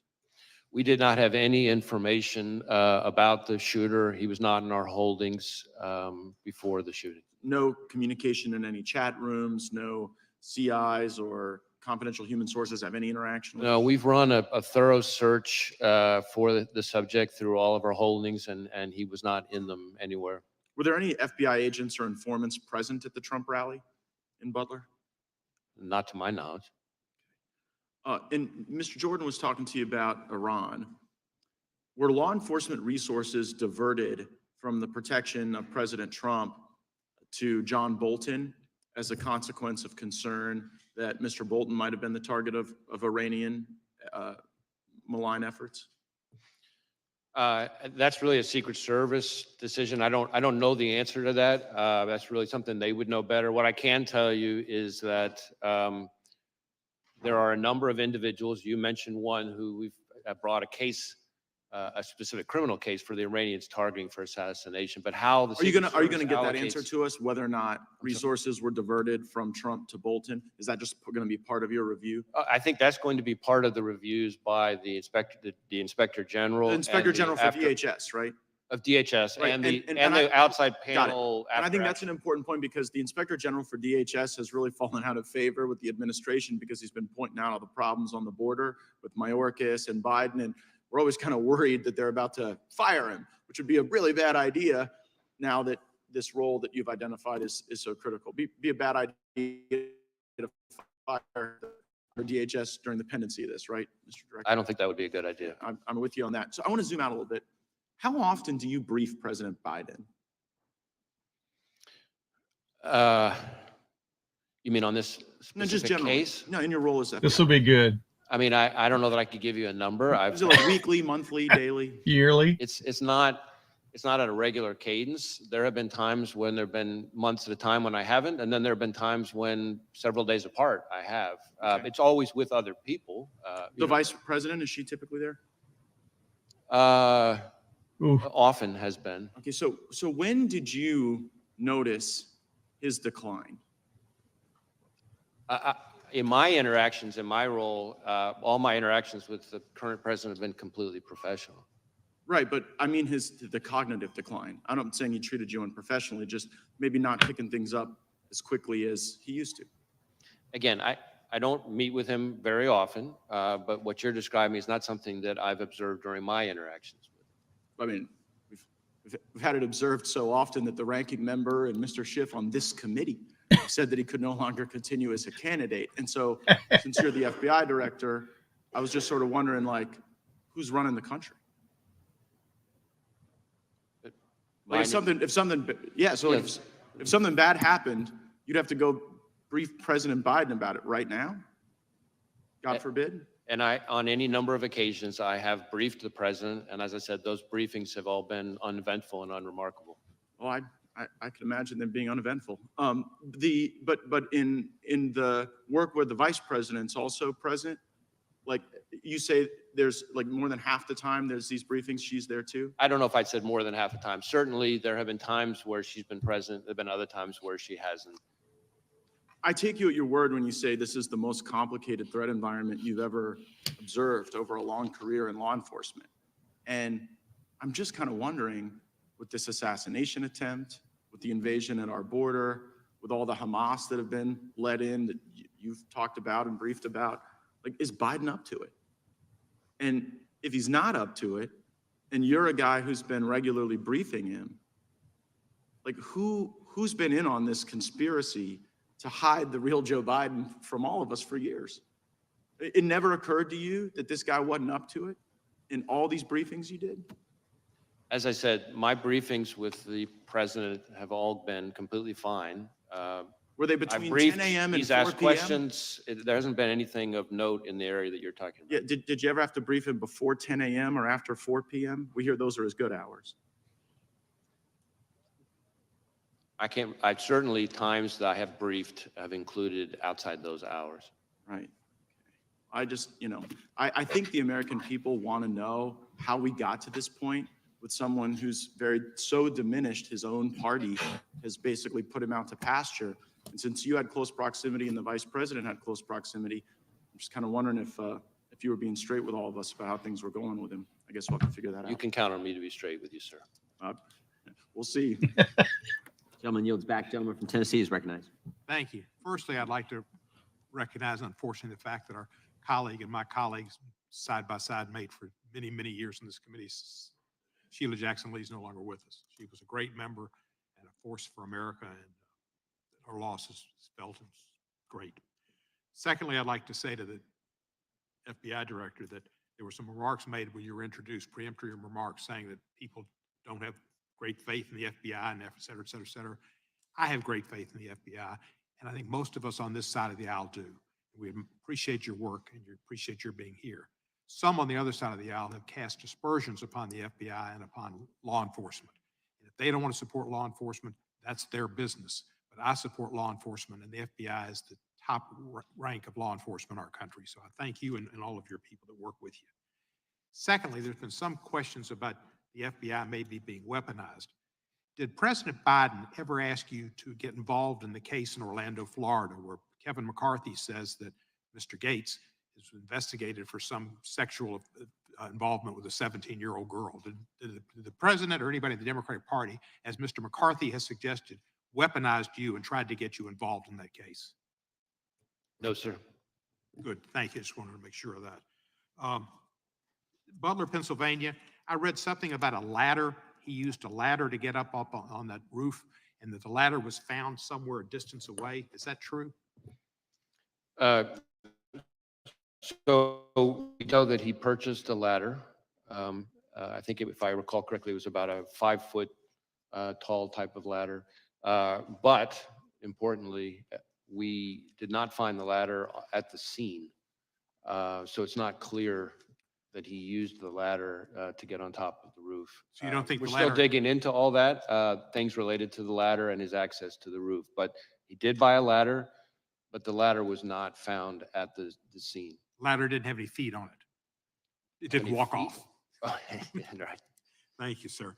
There have been a lot of threats against public officials. We've seen Mr. Scalise terribly shot, and we saw Gabby Gifford shot, and other Congress people, and many of us have had death threats. And the FBI has been made aware of those to help protect us, and I appreciate that greatly.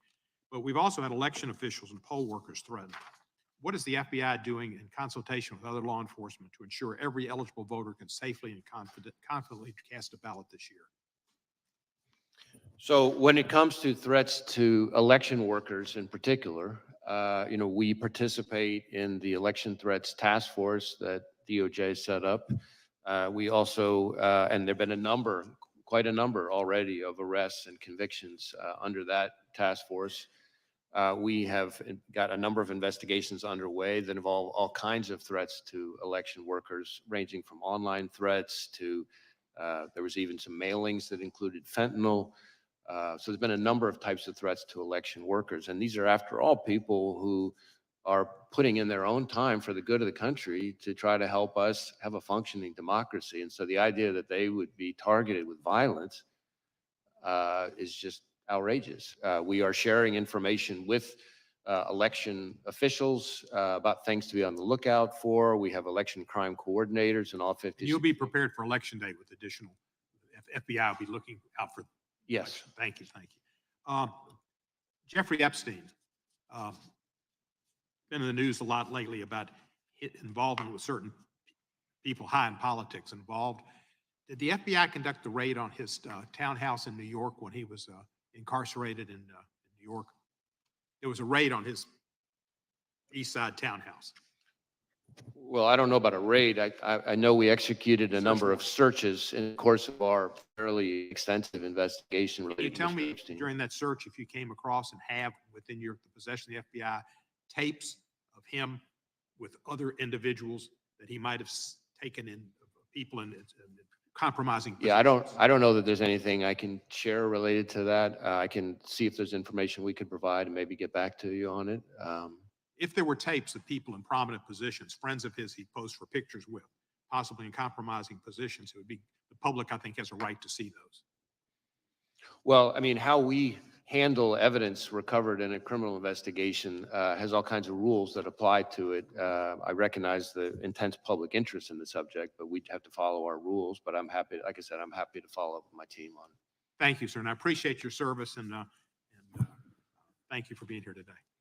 Gentlemen, yield the last 5. Chair now recognizes the gentleman from Arizona. Thank you, Mr. Chairman, and thank you, Director Wray, for being here. How many shots did the shooter fire? Well, we know that he fired at least 8 because we recovered 8 cartridges on the roof. Okay, and are all the cartridges and the unspent bullets, have they been, you know how many there are? You've accounted for all of those? We, So I assume, yeah. we believe we have. Again, there was lots of work still ongoing, but yes, we believe we have accounted. And did the recovered shells, the cartridges, match the shooter's rifle? My recollection is yes. And you conducted analysis that confirms that? Well, we work with ATF, but yes, so some of the work has been divided up. But And how many shells casings were recovered from the location of the counter snipers? I'm sorry, I couldn't hear the last part. From the counter snipers location? That I don't have the answer, at least here at my fingertips. Okay. Did the blood and tissue pattern of the shooter, did it match the stories or the witness testimony that you've heard so far? Can you, I'm not sure I'm following the question. Well, I assume you've interviewed the counter snipers, or you have that evidence and other witnesses describing the kill of the shooter. And I'm wondering if the blood and tissue and brain matter is consistent with the testimony that you're receiving. In other words, is the In physical. terms of the manner of death? and so Exactly. Is forth? the Yeah. physical evidence consistent with where the shot from the So- counter sniper took place? Yeah, so, so the autopsy is being handled by, as is not unusual, the state authorities. My understanding is, thus far, I don't think it's fully complete, which is not, again, not totally unusual. But so far, nothing remarkable on that front. That's from the body itself, but from actually the scene where the shooter was found, is everything consistent with the testimony, the physical evidence at the scene? Is that consistent with the testimony you've seen, that you've heard so far? So far, yes. Again, ongoing investigation. Were you able to determine whether the shooter took the gun up with him when he climbed up to the top of the roof, or was it already placed there somewhere? So that is something that we're drilling into right now that we don't know the answer to yet. I can tell you, which may be relevant though to your question, that, and I don't think this has been reported yet, that the weapon had a collapsible stock, which could explain why it might have been less easy for people to observe, because one of the things that we're finding is people have observed him, the first people to observe him with the weapon were when he was already on the roof, and we haven't yet found anybody with firsthand observation of him with the weapon walking around beforehand. So that doesn't mean he wasn't, obviously, but the collapsible stock is potentially a very significant feature that might be relevant to that. Did he have a scope? I believe so, but as I sit here right now, I don't remember. Okay. You mentioned about 2 hours before the incident that he'd had a drone and he was using a drone. Instead of me putting words in your mouth, just tell me how you discovered the drone, how you discovered the time, and how you discovered, if you can describe what he would have been observing with the drone and how you determined that. So this is something that's very much ongoing right now. We're going back and forth with our lab as they continue to do work on it. What I would say is the drone was in his car. As I said, we've been able to, by exploiting the drone, determine its use and flight paths. There were no pictures or videos on the drone of the day of the rally, for example, but we have been able to reverse engineer the flight path of the drone from the day of the rally. And that's how we know that for about 11 minutes from, I think it's around 3:50 p.m. to 4 p.m., somewhere in that range, he was flying the drone, and we have the flight path. It's about 200 yards away from where former President Trump would ultimately be speaking. And so that would have primarily given him a vantage point. I'm trying to think how to describe this. If the former president's podium is that way, Yeah. the drone would be over here looking, say 200 yards again off this way, looking back. So it would have shown the shooter, we think, again, we're still doing more work on this. So I really want to qualify what I'm saying, but I'm trying to be transparent and lean in here. We think it would have shown him kind of what would have been behind him.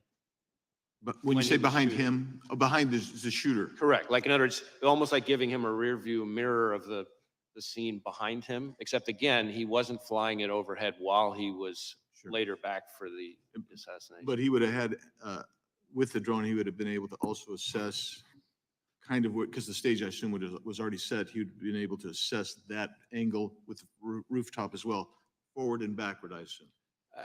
Well, certainly going towards the Right. towards the podium. Again, we're still trying to figure out exactly what he saw because we're having to, in effect, because there's no recording of what he saw during those 11 minutes. You know, our hypothesis at this point, the experts think he would have been live streaming it. And so we're trying to, in effect, say, okay, if this was the flight pattern, given these capabilities of the drone, what would you have seen?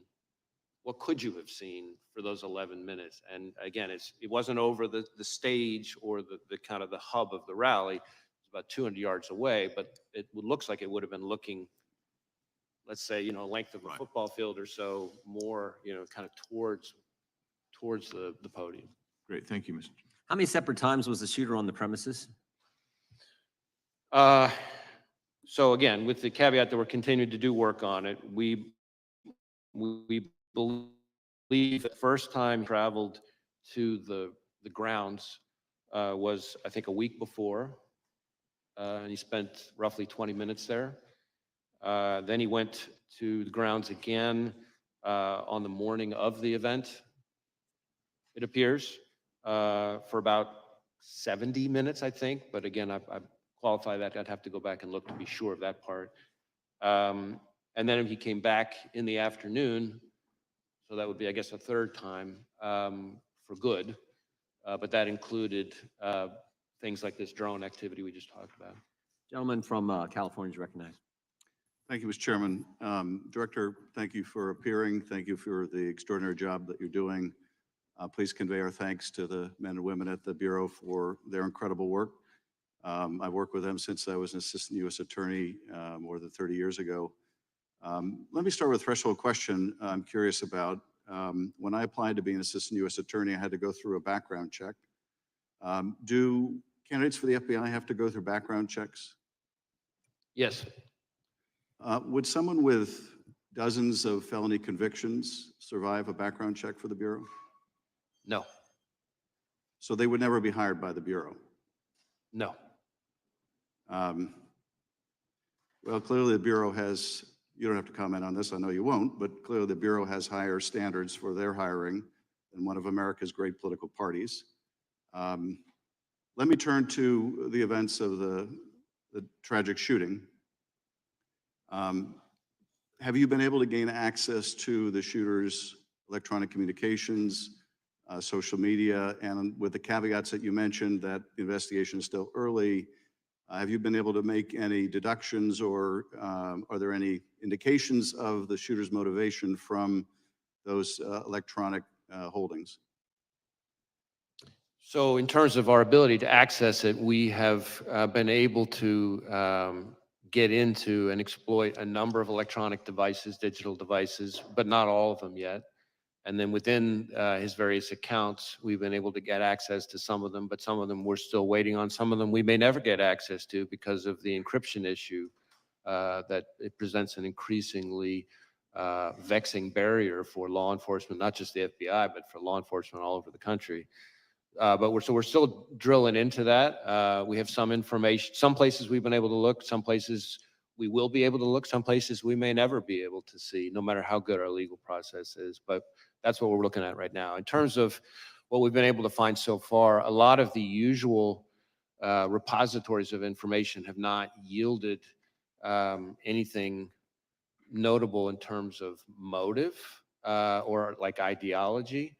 Having said that, it does appear fairly clear that he was interested in public figures, kind of more broadly, and I think this is important, that starting somewhere around July 6th or so, he became very focused on former President Trump and this rally.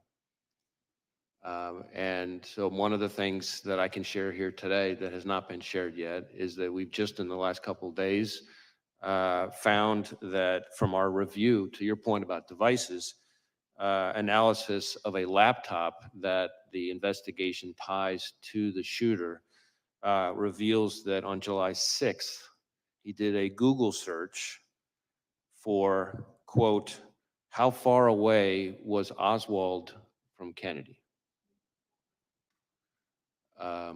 And so that's a search that obviously is significant in terms of his state of mind. That is the same day that it appears that he registered for the Butler rally.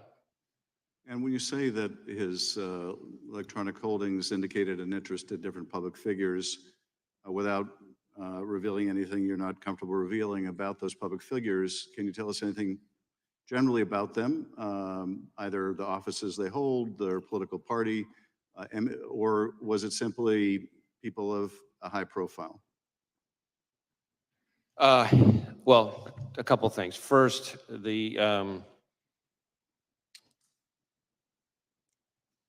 the images that we've recovered so far from, I can't remember which of his various devices, appeared to be what we call cached images from searches of news articles. So if you do a news article search, of course, if there are photos on it, those photos get stored automatically in your cache, as opposed to me searching or him searching for a specific person and getting up images of that person.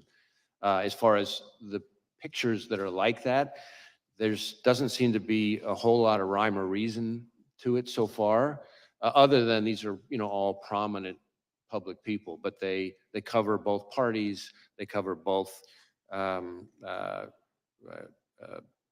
U.S. people and even some foreign public officials. So that part doesn't appear to, that one repository of information doesn't appear to be overly indicative of motive, other than interest in public figures, but that could be just because he was reading news stories. So we're still trying to drill into that. That's why all of these outstanding legal process returns that we're waiting on for various accounts, platforms, et cetera, any one of them could be one that would have very indicative, very important information. If I could be permitted one very short additional question, Chairman. From that, any indication of any other particular target? That is someone who was not just sort of generically the subject of the searches you described, but for which there was more of an interest than others? There's the information I just described at the moment does not appear particularly indicative of targeting in its own right. But again, that dot, once we get other information, could connect in a way that might be more meaningful. But I'm sharing that piece of information with this committee and with the American public, but I think it's important that we put down a qualification. This does not appear to be some kind of target list or something like that. This is cached images from running searches of news stories. And again, there's nothing at the moment, there's no pattern from that particular piece of information that is overly remarkable so far. Thank you. Thank you, Chairman. Gentleman yields back. Gentleman from California is recognized. Mr. Director, you previously told us that you consider the situation on the southern border to be a massive security threat to our country. Is that still your assessment? I stand by my prior testimony. And in fact, just in the last month or so, we've done, conducted a significant series of arrests. I say we, our Joint Terrorism Task Force is working with ICE of a number of individuals with suspected international terrorism ties. And I have also been very vocal about the fact that since the last time I appeared before you, that we are increasingly concerned about the possibility, not just of a foreign terrorist inspired attack, which is very much a concern, but even the potential for a coordinated foreign terrorist attack, perhaps like what we've seen against the concert hall in Russia, for example, but just here in the United States. Well, the 19 suicide bombers who overstayed visas were responsible for 3,000 American deaths on 9/11. What's your best estimate of the number of foreign terrorists who are now in our country? I don't know that I could give you that number. What I can tell you is we have lots of foreign terrorism related investigations, but that doesn't mean that all of them came in, illegally or anything like that. It seems to me that the simplest act of terrorism would be for dozens of guerrillas to attack low security, high density venues, for example, Friday night high school football games all across the country at the same hour. With bombs and automatic weapons that would produce thousands of casualties from coast to coast in a matter of minutes. How likely is such a scenario?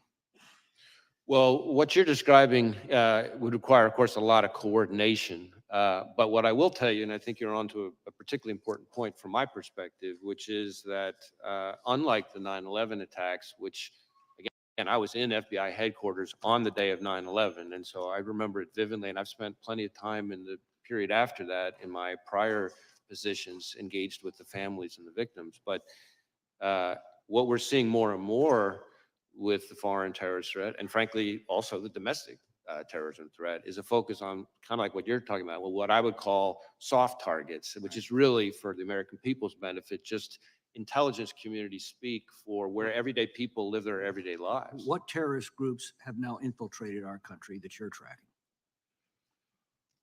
Well, I don't know that I would say infiltrated. We have investigations as we speak that relate to ISIS and its affiliates. We have investigations as we speak that relate to Al Qaeda. We have investigations as we speak that relate to Al Shabaab. We have investigations as we speak that relate to the Iranian proxies, Hezbollah, and so frankly, even the IRGC Quds Force itself. What foreign criminal gangs are now in our country that you're most concerned with?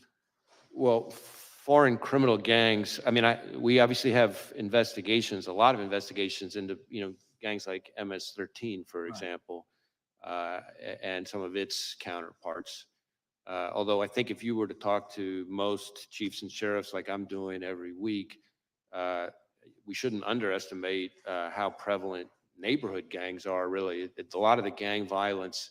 Well, I'm concerned about those that we've allowed in through the southern border and what threat they are now posing. Do you believe that the vetting performed at the southwest border is adequate to ensure that aliens with terrorist or criminal gang ties are not being released into the United States? Well, it's not really for me to speak to the vetting. What I would tell you is that you have to deal with it once they're released into the United States. And one of the concerns that I have, which I touched on briefly in my opening, is there's been a lot of focus on the number of known or suspected terrorists encountered at the border, and that number has increased over the last 5 or 6 years, and that should be of concern. But frankly, to me, the bigger concern is individuals who weren't either weren't on the watch list at the time they came in because there wasn't information known yet that ties them to terrorism, and it's only after they get in that some new piece of information develops somewhere overseas, and now we know. That's a bigger concern. We've been warned that they basically bet against a blank sheet of paper. If they don't have a record in this country, Border Patrol probably doesn't have any record. They're released into the country, and you find out later of the dangers. Or if they use fake documents and there aren't biometrics to connect them. Sometimes there are people who come in who, because of the nature of the threat information that puts somebody on the watch list, there wasn't, fingerprints from the person at the time, because not every piece of intelligence comes with fingerprints. So then the guy comes in using fake ID, and of course, there's no reason to connect them. And of course, the 2 million gotaways you know absolutely nothing about. Exactly. Well, I don't know about absolutely nothing, because we may come across them in other things. I mean, one of the key parts of our collective defense here is that we work with 800,000 sworn law enforcement across the country, and we train them on the right questions to ask and things like that, so that we can build in additional eyes and ears if they, do a traffic stop or whatever happens to be. We run a greater chance of leveraging all that to pick up people who may have slipped through the cracks. Gentleman yields back. The gentleman from California is recognized. Director, we're about 100 days until the election. Russia has attacked our democracy in past elections. Are they seeking to do it in this one? We assess that the Russian government continues to want to influence and in various ways interfere with our democracy, with our electoral process. In fact, just in the last few weeks, we announced a significant disruption of a generative AI enhanced social media, bot farm essentially of the Russians that was designed to be an influence operation, and some of the fake fictitious profiles of those bots purported to be U.S. persons. So they're still at it. We've seen that in election cycle after election cycle. Do the Russians have a preferred candidate? I'm not sure that I could speak to that here, but certainly what I would tell you is it's not just the Russians. And I think that's important for people to know too. There's a lot of attention to the Russians, as there should be. But we also know, you may recall that in 2020, Director Ratcliffe and I announced an effort by the Iranians to try to interfere. And more recently, we've had indictments related to China. 34 Chinese MPS officers creating fictitious personas, posting false information online, full of narratives designed to sow divisiveness, discord, undermine us. And I'm talking about narratives that they were pushing, again, purporting to be Americans, but actually Chinese MPS officers. For example, trashing any suggestion that COVID came from a lab leak, or trashing U.S. law enforcement on the occasion of the anniversary of George Floyd's death. And shifting to the attempted assassination on the former president, I want to make it clear, in America, violence has never been the answer. Not on a certain day in January or a recent day in July. And I just want to go through the shooting just briefly with you. How many armed officers were within the perimeter, just ballpark figure? You know, that really goes to the security posture, which is the subject of the DHS Inspector General's review and the outside panel, independent panel that's Would you say probably more than 100 though? I have to believe that number, but I don't have that number at my fingertips. Our focus is on the shooter and his attack. And the shooter was able to get 8 shots off before he was killed. That's what it would appear, yes. Type of weapon used by the shooter was an assault rifle? Was an AR style rifle. So that means one trigger pull, 1 round. Is that right? Essentially. Do you like to shoot? Do I? Yeah. Yeah, yes. Do you know the difference between an AR and a bolt action rifle? I'm not going to try to sit here and engage on sort of firearms expertise, but I've a fired bolt a action- variety of weapons. But Had the shooter used a bolt action rifle, would that have been one trigger pull, 1 round? that's my understanding. Would there had to have been more, well, on an assault rifle, trigger pull, round, bolt action, non-assault rifle, what's the difference? Is it faster, slower? He was able to get more rounds off more quickly than he would have with other kinds of weapons. And that's my point, is that we can add additional resources to protect political candidates, and we should. The people who went to that rally deserved to be protected from gun violence, just like the students at Parkland deserve to be protected from gun violence, just like the babies at Sandy Hook deserve to be protected from gun violence. So we'll devote more resources. We've added a presidential candidate who is also now protected. But if we're being honest with ourselves, we have armed this country to the teeth. And we have allowed the most dangerous people to have access to the most dangerous weapons. I say that as a parent of a 7-year-old and a 5-year-old and a 2-year-old, the 2 oldest who have done multiple mass shooter drills in their classrooms. I say that as a brother to 2 police officers who walk a very violent beat. And I say that as an elected official who believes that my colleagues deserve to be as safe as I deserve to be when we are at political rallies. And so we really need to step back and think, if we allow these weapons to be in our country, can we truly protect our elected officials, and can we truly protect, most importantly, our children and the next generation? I yield back. Gentleman yields back. It is good to have Mr. Massey back with us today. Some of us had a chance to go to Kentucky over the last few weeks and visit with Thomas and his family and hear all kinds of wonderful stories about Rhonda. Amazing, amazing lady.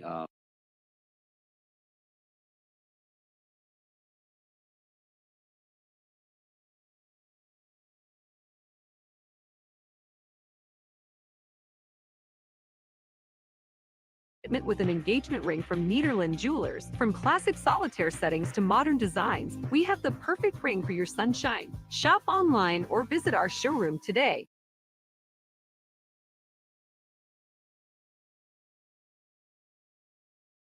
Service counter sniper who took the shot that eliminated the shooter.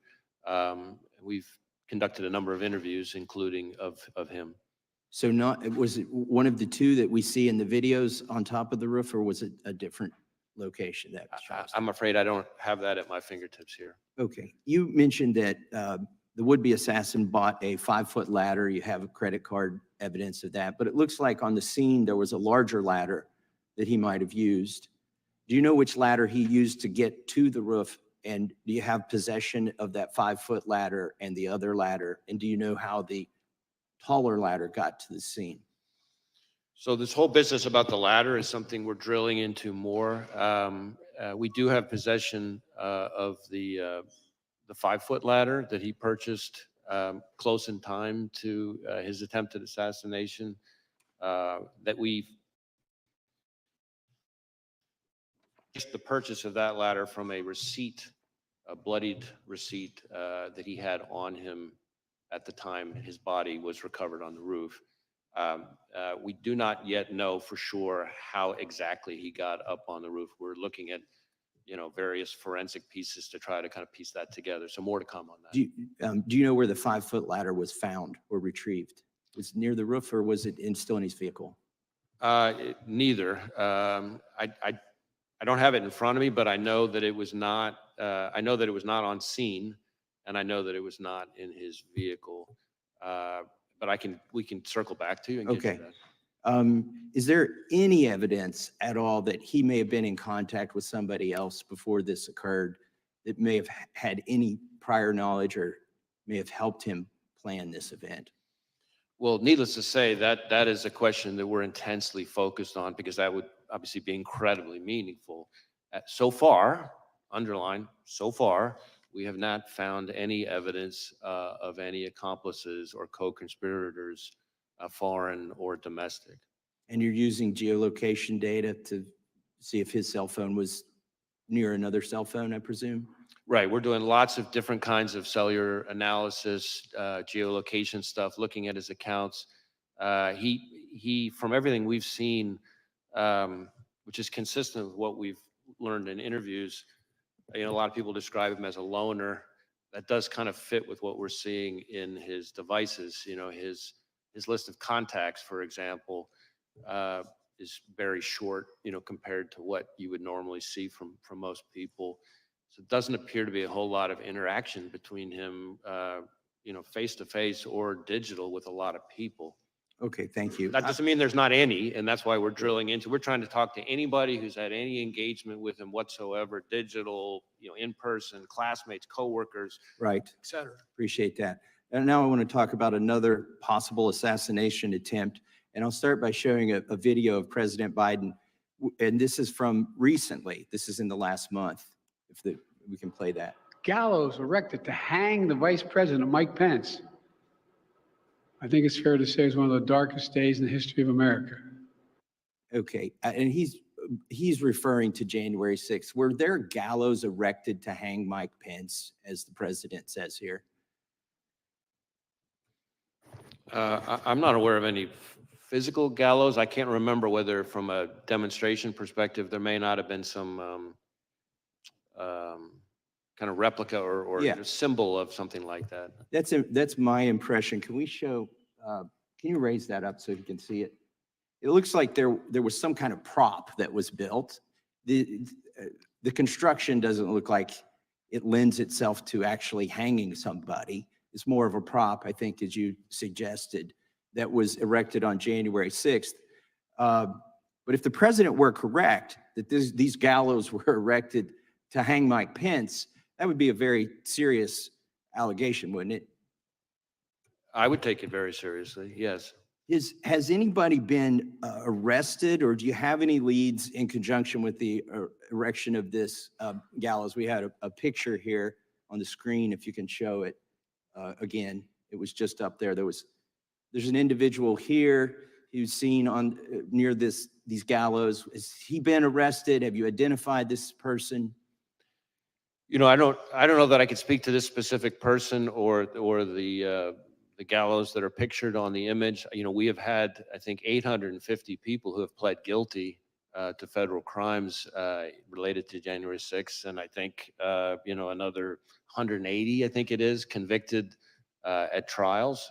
So It's, I can't be sure. and some of them merely for going into the Capitol, but here the president suggests that individual intended to hang Vice President Pence, which it seems like kind of a wild claim myself, given the construction of those gallows. But if we are to take him seriously, or even if we aren't, let me just finish by saying this. If you have no leads, or you're not sure if anybody who erected those gallows was arrested or is being investigated,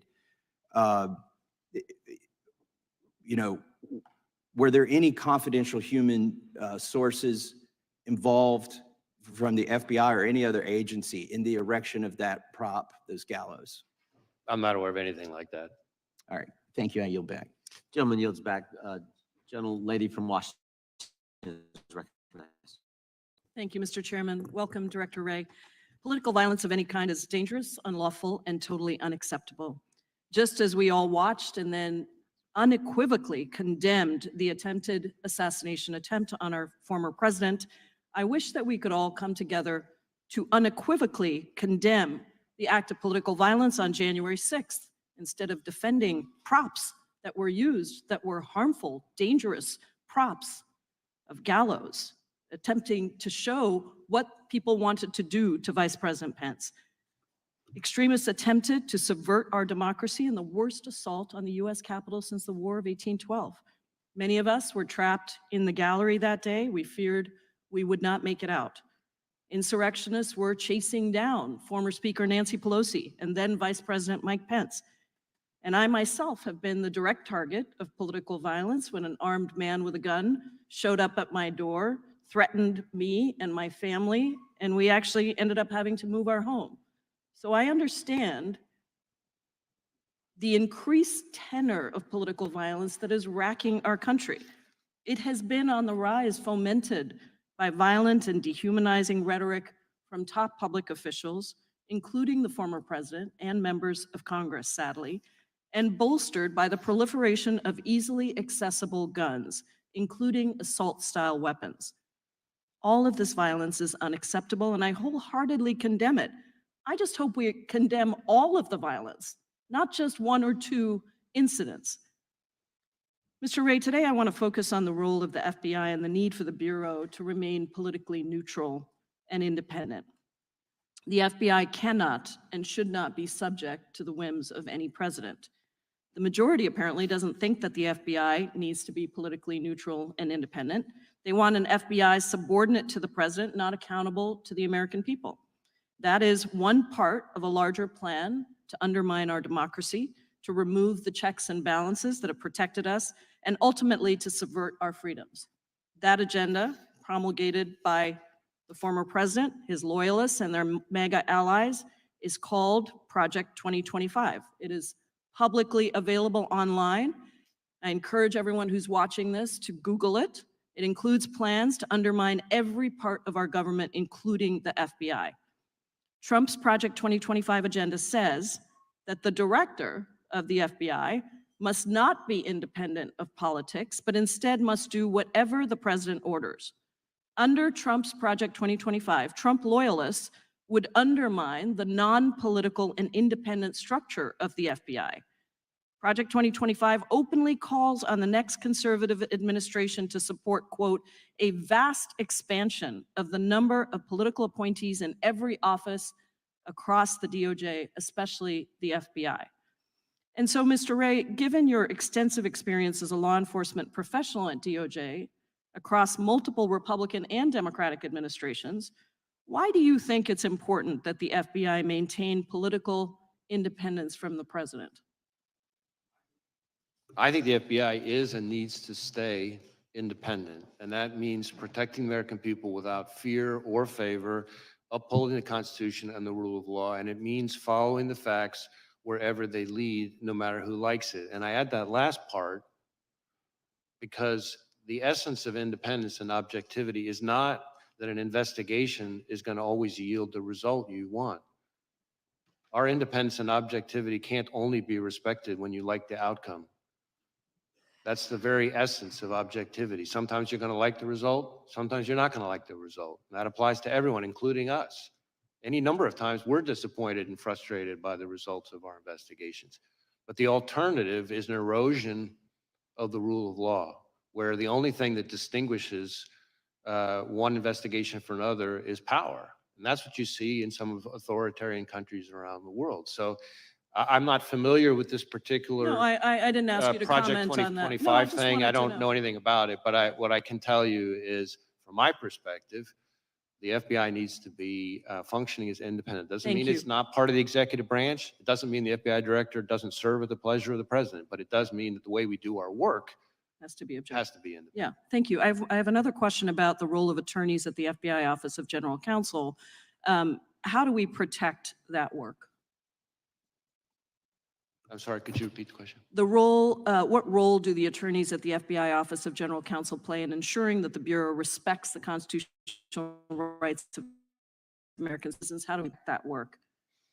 So in my experience, the lawyers in the Office of General Counsel play an incredibly important role in ensuring that our agents have their questions about how to comply with the law and conducting their work answered, and ensuring that we conduct our work in the right way, which means scrupulously adhering to the laws and the rules that apply to us. I just wanted to say before I yield, Mr. Chairman, that the Project 2025 also eliminates the FBI's Office of General Counsel in-house lawyers who are responsible for that role. I appreciate your indulgence and I yield back. Gentlelady yields back. Gentleman from Wisconsin's recognized. Yeah, thank you, Mr. Chairman. I think it was when you were here December of last year, Mr. Wray, that you said blinking lights were going off in regards to the southern border and what is happening down there. Has the border situation improved in terms of your assessment with the security of Americans since you were last here in December? Well, I guess a couple things, and I appreciate the question. So first, the blinking lights comment that I made refers more broadly to the threat environment that I'm seeing as FBI director across a wide range of threats. Contributing to that in a variety of ways are the threats that emanate from the border. So it's not a comment just on the border issues. It's the threat environment that we face more broadly, in my experience in law enforcement. I am increasingly concerned that foreign terrorists could seek to exploit vulnerabilities at our southwest border or at other ports of entry or in other aspects of our immigration system to facilitate an attack here in the United States. I think that is something we have to be concerned about. There's been a lot of focus on numbers of this, numbers of that, and I understand that. But as I think was referenced in an earlier question, it doesn't take very many foreign terrorists to be a real problem.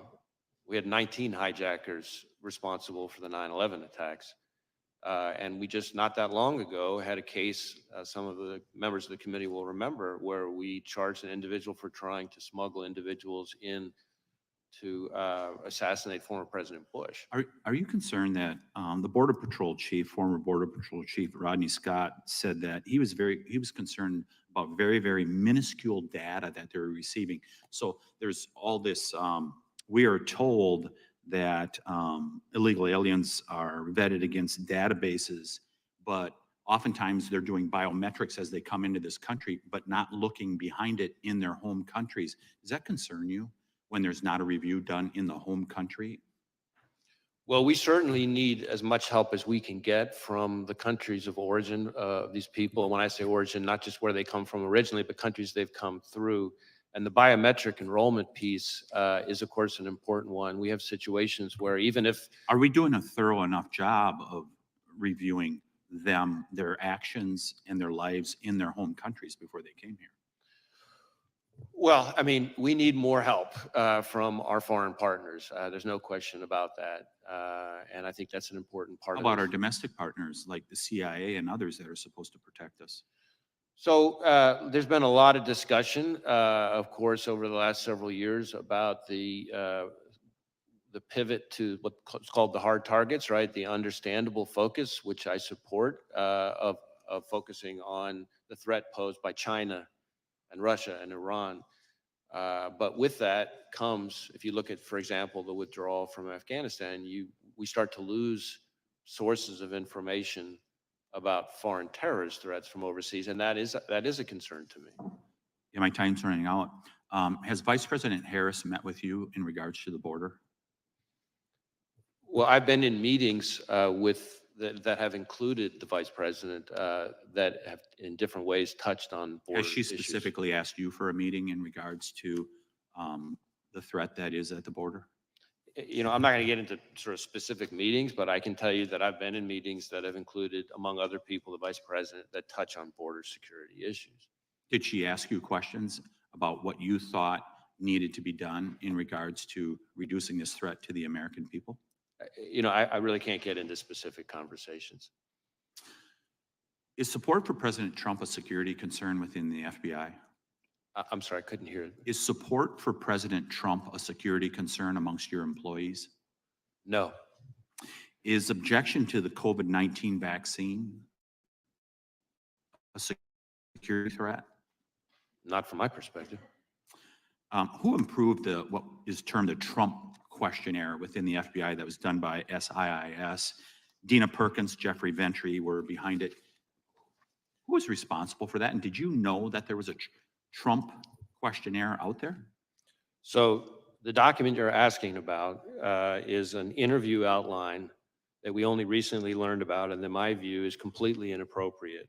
I asked my team to get to the bottom of what happened and to ensure that doesn't happen again. And I've learned that it's not an FBI form, that its use was isolated, that it was created not by an FBI employee, but by an outside contractor, and that individual is no longer affiliated with the FBI. But we are sending what we have found to the Office of Inspector General and we'll cooperate, of course, with anything they. Mr. Chairman, I'll just close with this. We keep hearing about these isolated examples, whether it's Richmond Catholics, this instance. When isn't it a pattern? I yield back. Gentleman goes back, Mr. Correa.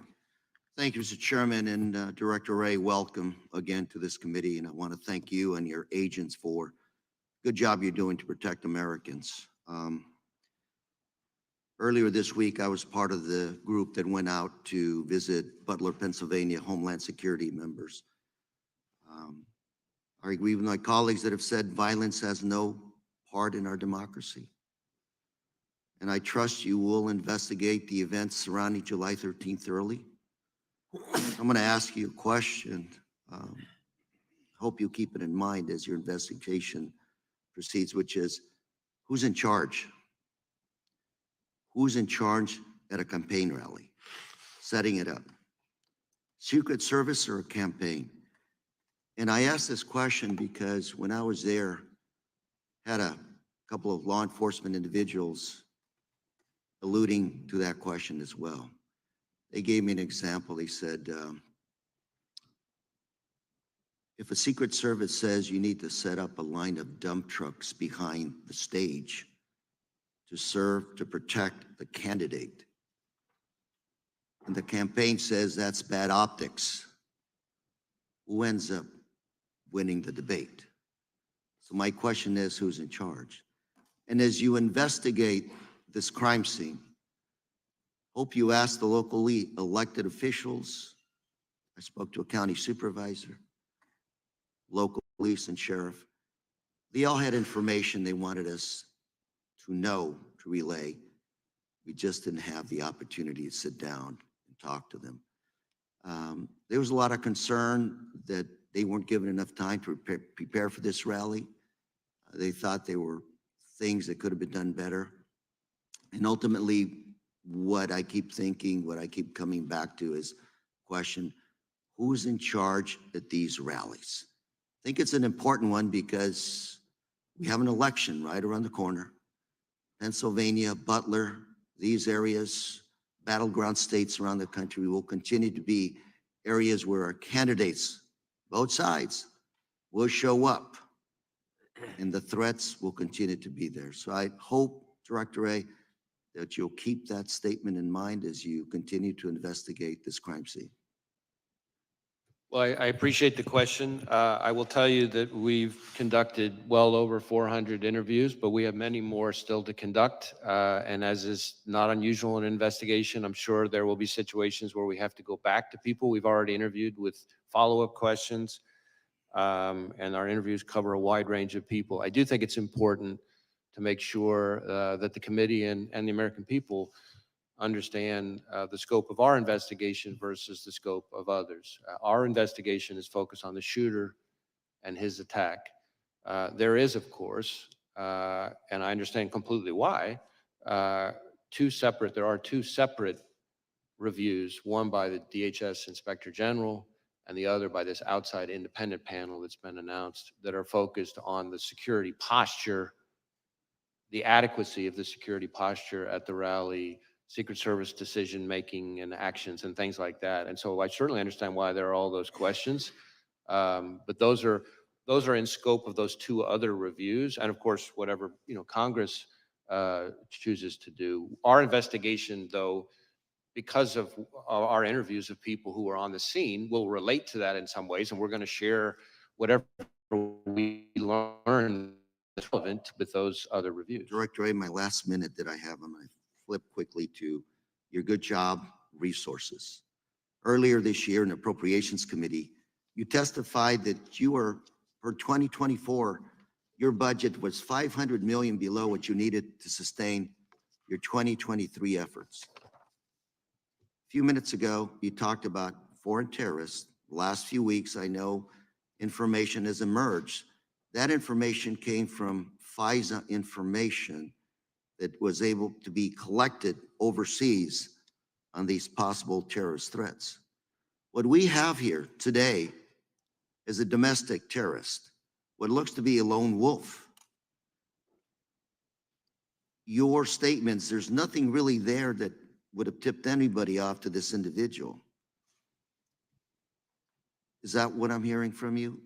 Well, I don't know that I'd go quite that far because we're still investigating a lot related to the shooter. It does appear so far that we're seeing less in his... My 6 seconds, I would just say, I would ask that you let us know what resources you need to protect the American public and our candidates in our democratic system. I appreciate the question. I would just say this.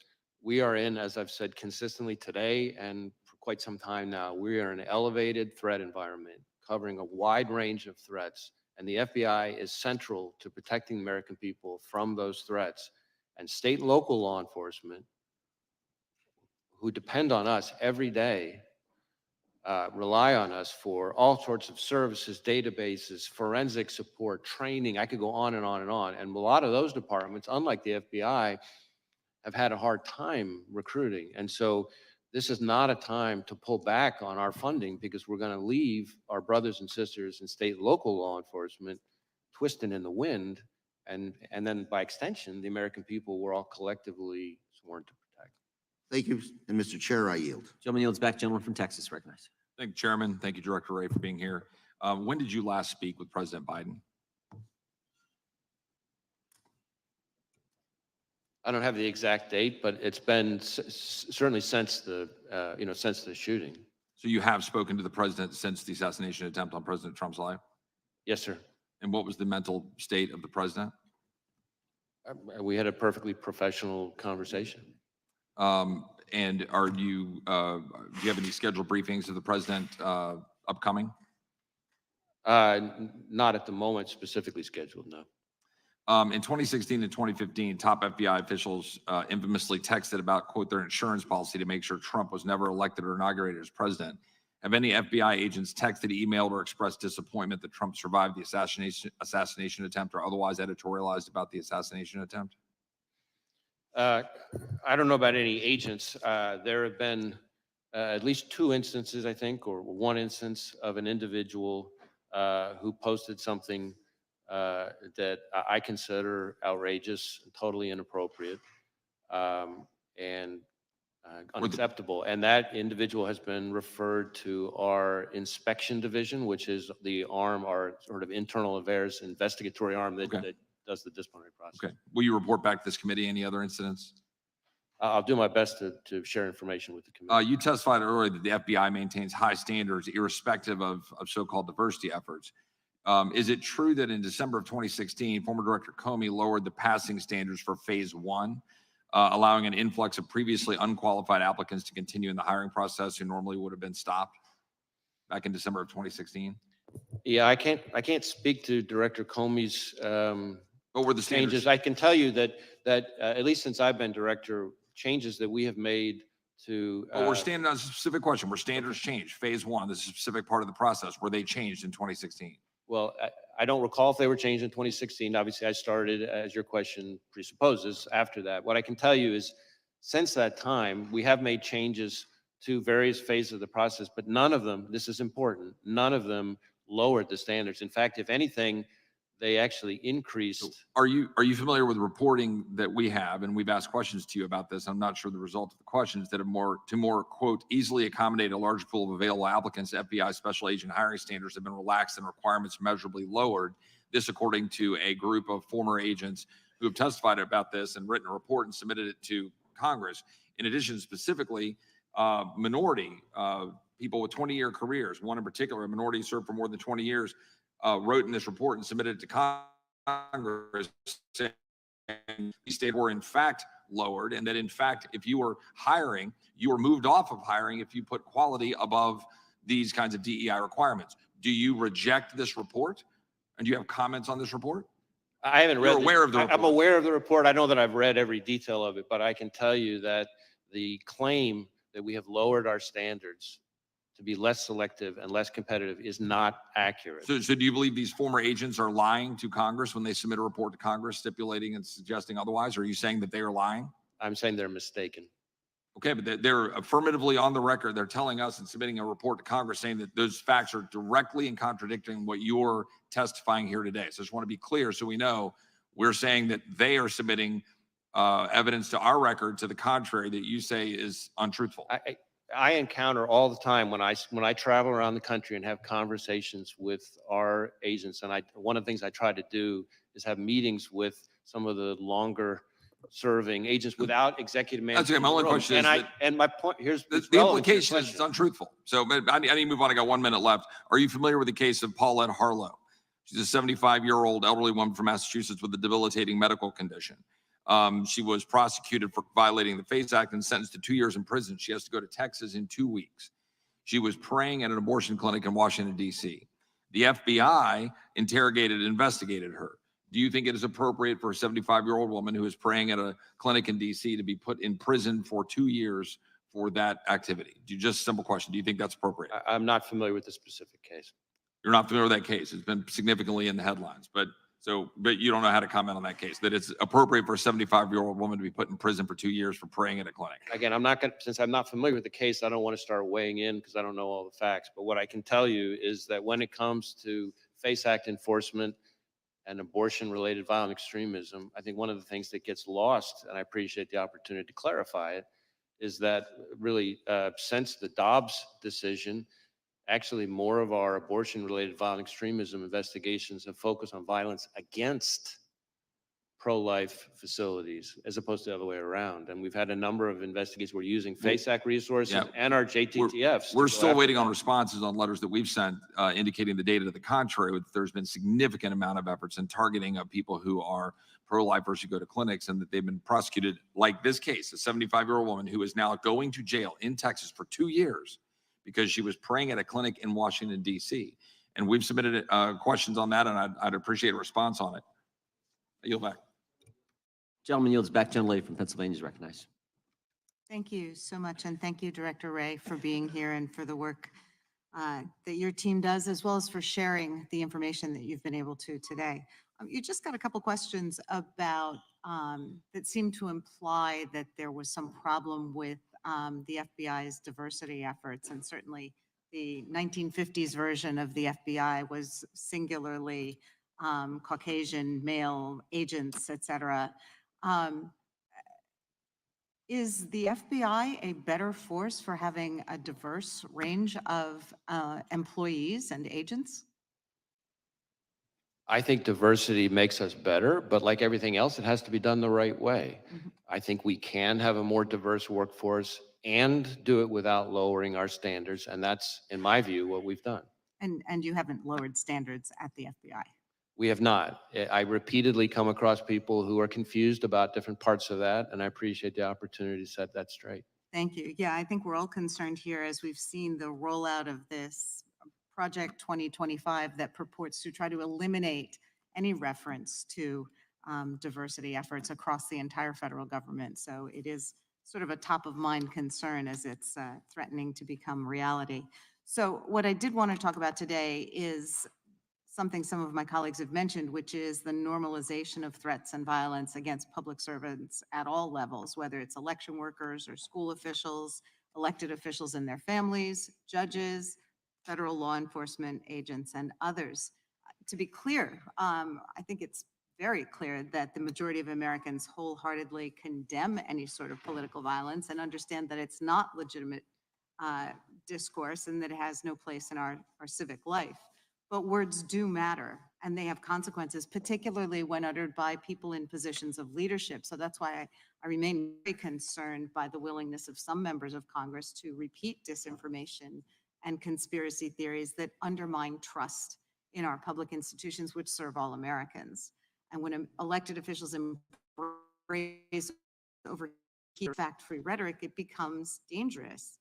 I have been heartened, as many national leaders have unequivocally condemned calls to violence, and I would urge all members of this body to do so and continue to do so, regardless of the party affiliation of the perpetrators or the targets of such threats.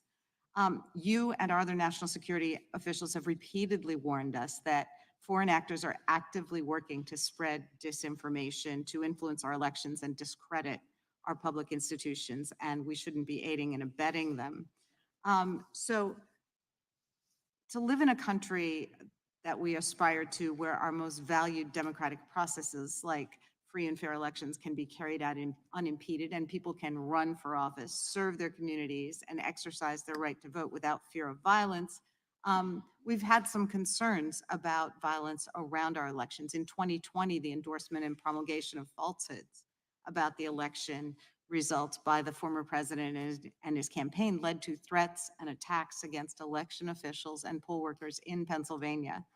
And those falsehoods also wasted millions of taxpayer dollars on frivolous lawsuits and extraordinary security costs. So as we're again approaching November, we want to ensure that those who implement and defend our elections, our neighbors and our nonpartisan civil servants, can do that important work free from conspiracy theories and threats. So we know our local law enforcement across Pennsylvania are preparing for some disruption and threats because while Pennsylvania may be a battleground state in the upcoming election, that battle should obviously be a war of words over policy and the vision we're charting for our country's future, not an actual civil war. So how is the FBI working with state and local law enforcement to prevent and respond to election-related violence, particularly against election workers? So in a variety of ways, we're partnering with state and local law enforcement. Obviously, the physical security in the first instance, in most of the respects you're talking about, is in the ordinary course, the responsibility of state and local law enforcement. But we play an important role in a number of ways. So we share, threat bulletins, information like that about things to be on the lookout for, things we're seeing. If we ever have specific threat information, then we work to get it to the right people. We have election crime coordinators, which we've had for decades in all 56 field offices, who have existing relationship with not just state and local law enforcement, but election officials, especially focus on security and threat-related issues. And then, of course, we're participating in the election threats task force that DOJ set up, which is focused on threats of violence or actual violence against election workers specifically. And we've had a number of arrests and even some convictions already on that. Thank you for your input. I yield back. Gentleman yields back, Director. It's my intention to go approximately another half an hour. Then we'll break for the Prime Minister of Israel's address to the Congress on the floor. give you a chance for lunch and then resume after that. But we'll keep pushing through for the next half hour if we can. Gentlelady from Indiana is recognized. Thank you, Mr. Chairman. Thank you, Director Wray. I think you have a little bit better tone in conversation, so I appreciate it, and answer some questions, so I appreciate it. Hopefully you'll answer also on 2 letters that I sent you over a year ago, one related to Durham report and the other one related to Russian infiltrated SBU that collaborated with FBI. So hopefully we'll get these answers and hopefully we'll start doing authorization. Don't you think doing authorization would help us to get better answers? Congress should probably work in authorizing new agency. Don't you agree with that? We work very hard to try to get information to this committee and to other committees. But authorizing spending probably would be a good thing for us to do. Don't you agree? Oh, I'm sorry, authorizing what? Our spending, not just doing appropriating, but actually doing authorization of spending through this committee. Yes. Okay, thank you. We might start doing that. But we can talk about, and a lot of my colleagues on other side, AR-15 gets a lot of bad rap, like to bring it up, this issue. But really, there are a lot of hunting rifles that probably maybe even more accurate than a lot of ARs. And don't you agree? We have like millions, right? Don't you agree? We have millions of rifles owned by law-abiding Americans. So do you think we should be taking them? Millions of rifles from law-abiding Americans? What do you think about that? Would that be something feasible and really we should be doing that? Well, again, I'm not going to be addressing anybody's specific legislative proposal. From our perspective, from the FBI's perspective, the concern is any dangerous weapon in the wrong hands. But all weapons in the are hands dangerous. of the wrong But person. all weapons are dangerous, right?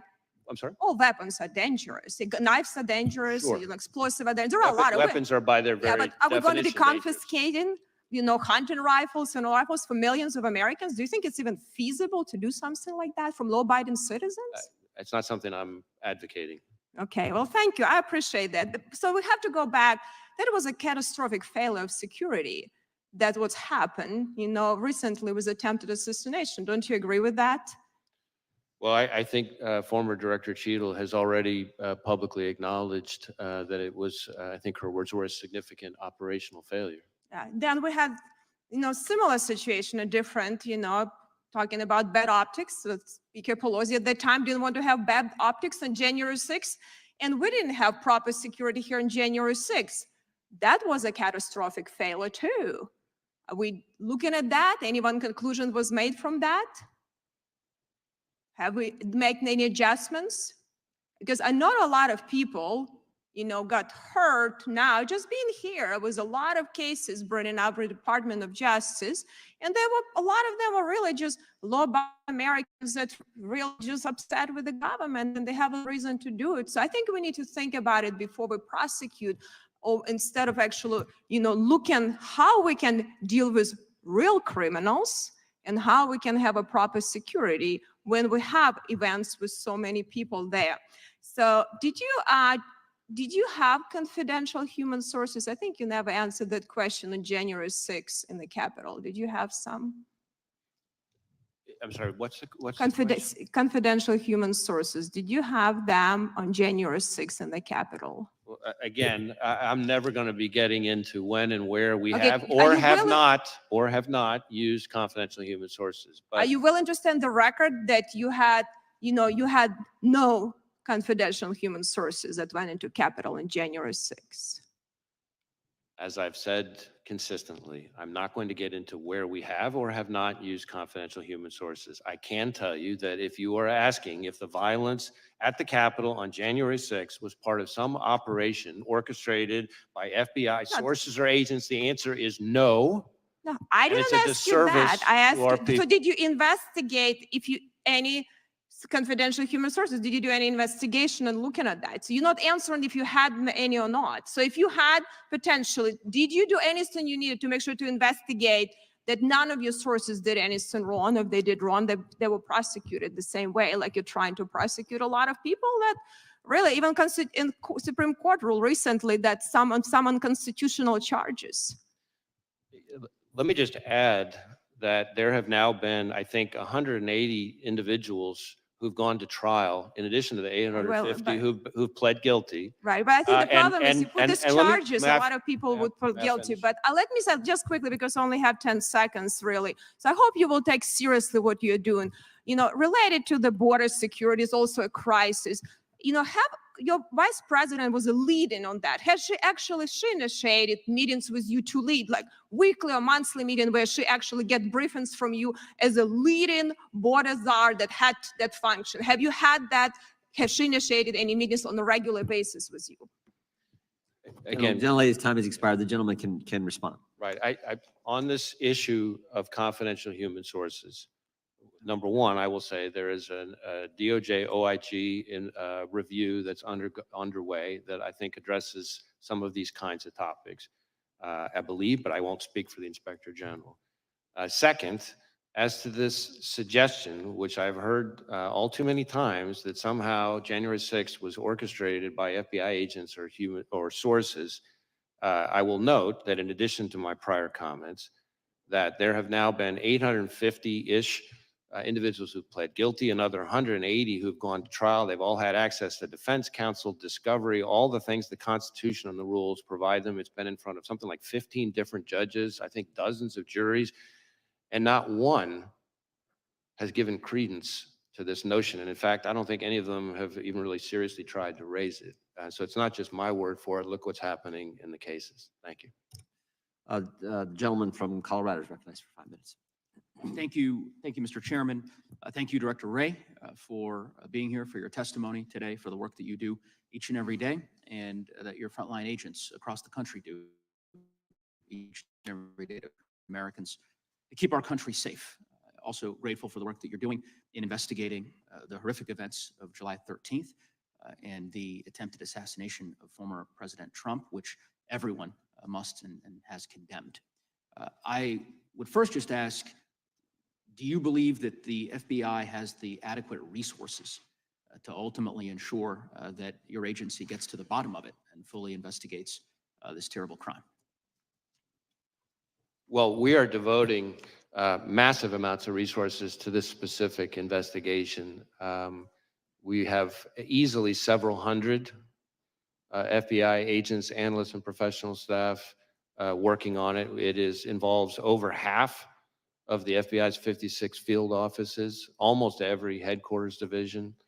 We even have some of our overseas offices working on it. You might say, well, why is that? Well, because some of the companies that involve accounts or purchases or communications or what have you that the shooter used are foreign companies, so we have to get evidence from overseas from those companies.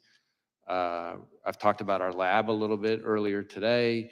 We've got our Office of Technology Division working on the digital devices.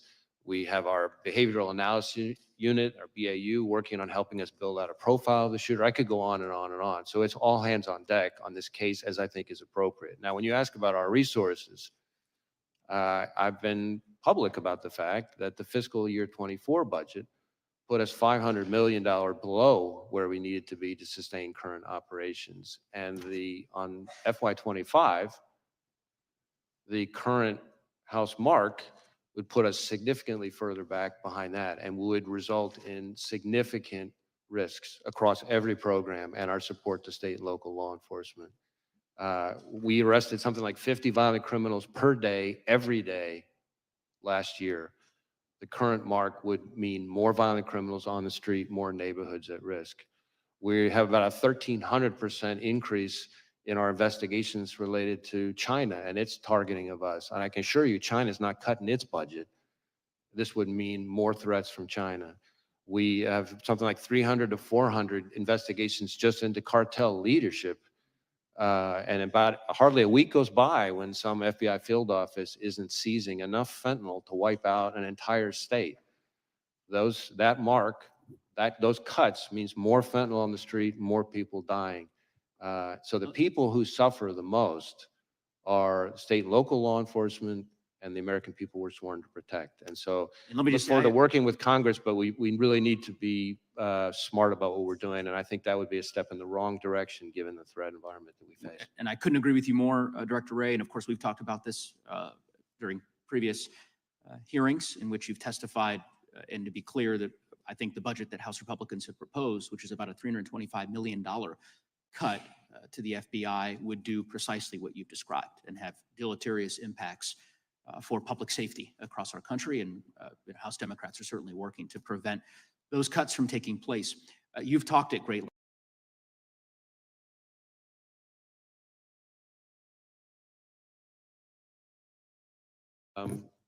Which is. Look at these humans, just walking past a chance to save nearly $750. Hey, you, look, here, look at this. Well, that didn't turn out how you wanted. Switch to Progressive and you could save hundreds. Pretty fresh here. We had some conversations with some of the members and the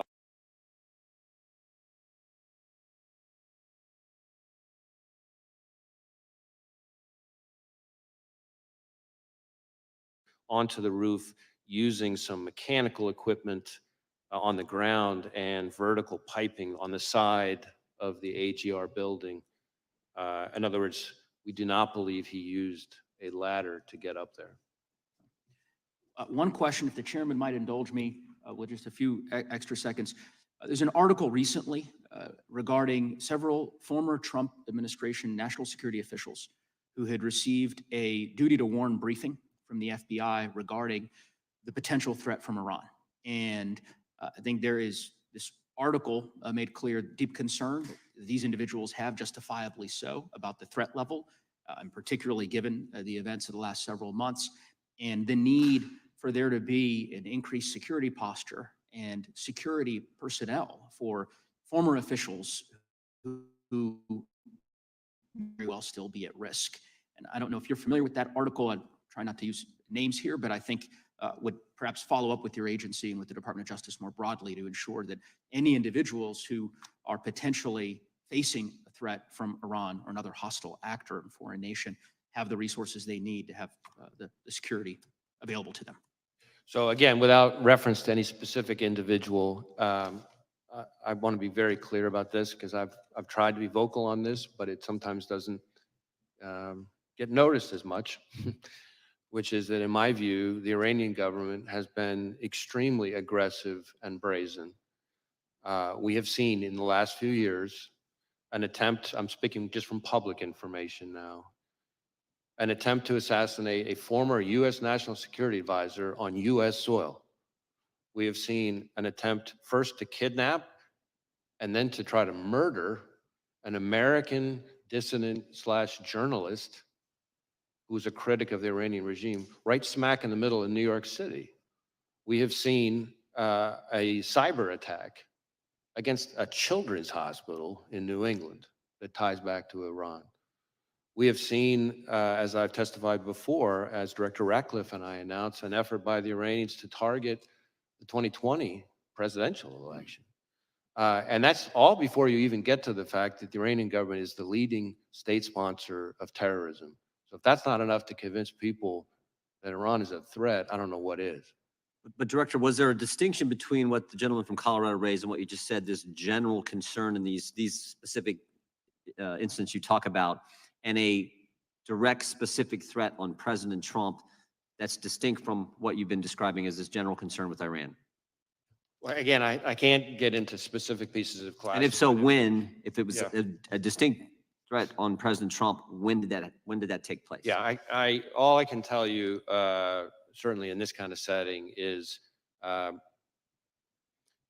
targeting of U.S. officials for the Soleimani strike is something that is a reality that the Iranian government has at times called for very publicly. And whenever there is reporting, let me try to answer your question this way. Whenever there is reporting about any of those protectees, we share the information in a variety of ways, working with the intelligence community, working with whoever is the protective service with responsibility for that individual. And we do it in a timely way using the duty to warn process that was just referred to. And to my knowledge, everything along those lines that's relevant was shared in a timely way with the relevant people. Thank you. The gentleman from Wisconsin is recognized. Director Wray, thanks for being here. Where were you when you heard that President Trump was shot? And then what were like your immediate actions, response to that as director? I was about to have dinner with family, and I was horrified and angry. I'm just thinking, the reason I asked the question is because I'm still trying to figure out kind of lanes, what the FBI would respond to and what the Secret Service has the responsibility to respond to. Can you just kind of cover that again? Sure. So the FBI is not responsible for, has never really been part of our mandate or mission for the physical security of venues, of specific protectees or anything like that. That's, if it's somebody within Secret Service's scope, that's their mandate and mission.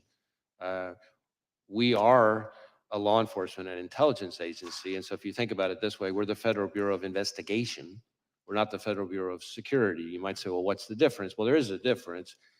We investigate crimes. We investigate threats to national security, but we don't, questions about security posture, the adequacy of resources and assets that were deployed to protect a specific individual, whether there's enough security, and certainly the staffing of that security is not something the FBI, again, we're 116 years old, has historically done. So at this point, have you been able to go through the shooter's home and kind of document kind of what you found as far as evidence goes?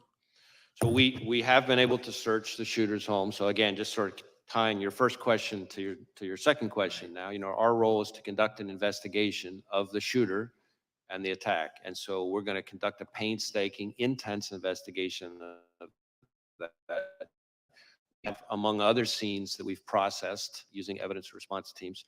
In addition to the rally scene itself, of course, we have been through the shooter's home, his bedroom, other parts of the house, et cetera. Have you been able to establish that he did go to a range and either zero that weapon in or, at least target shoot that weapon prior to the assassination attempt?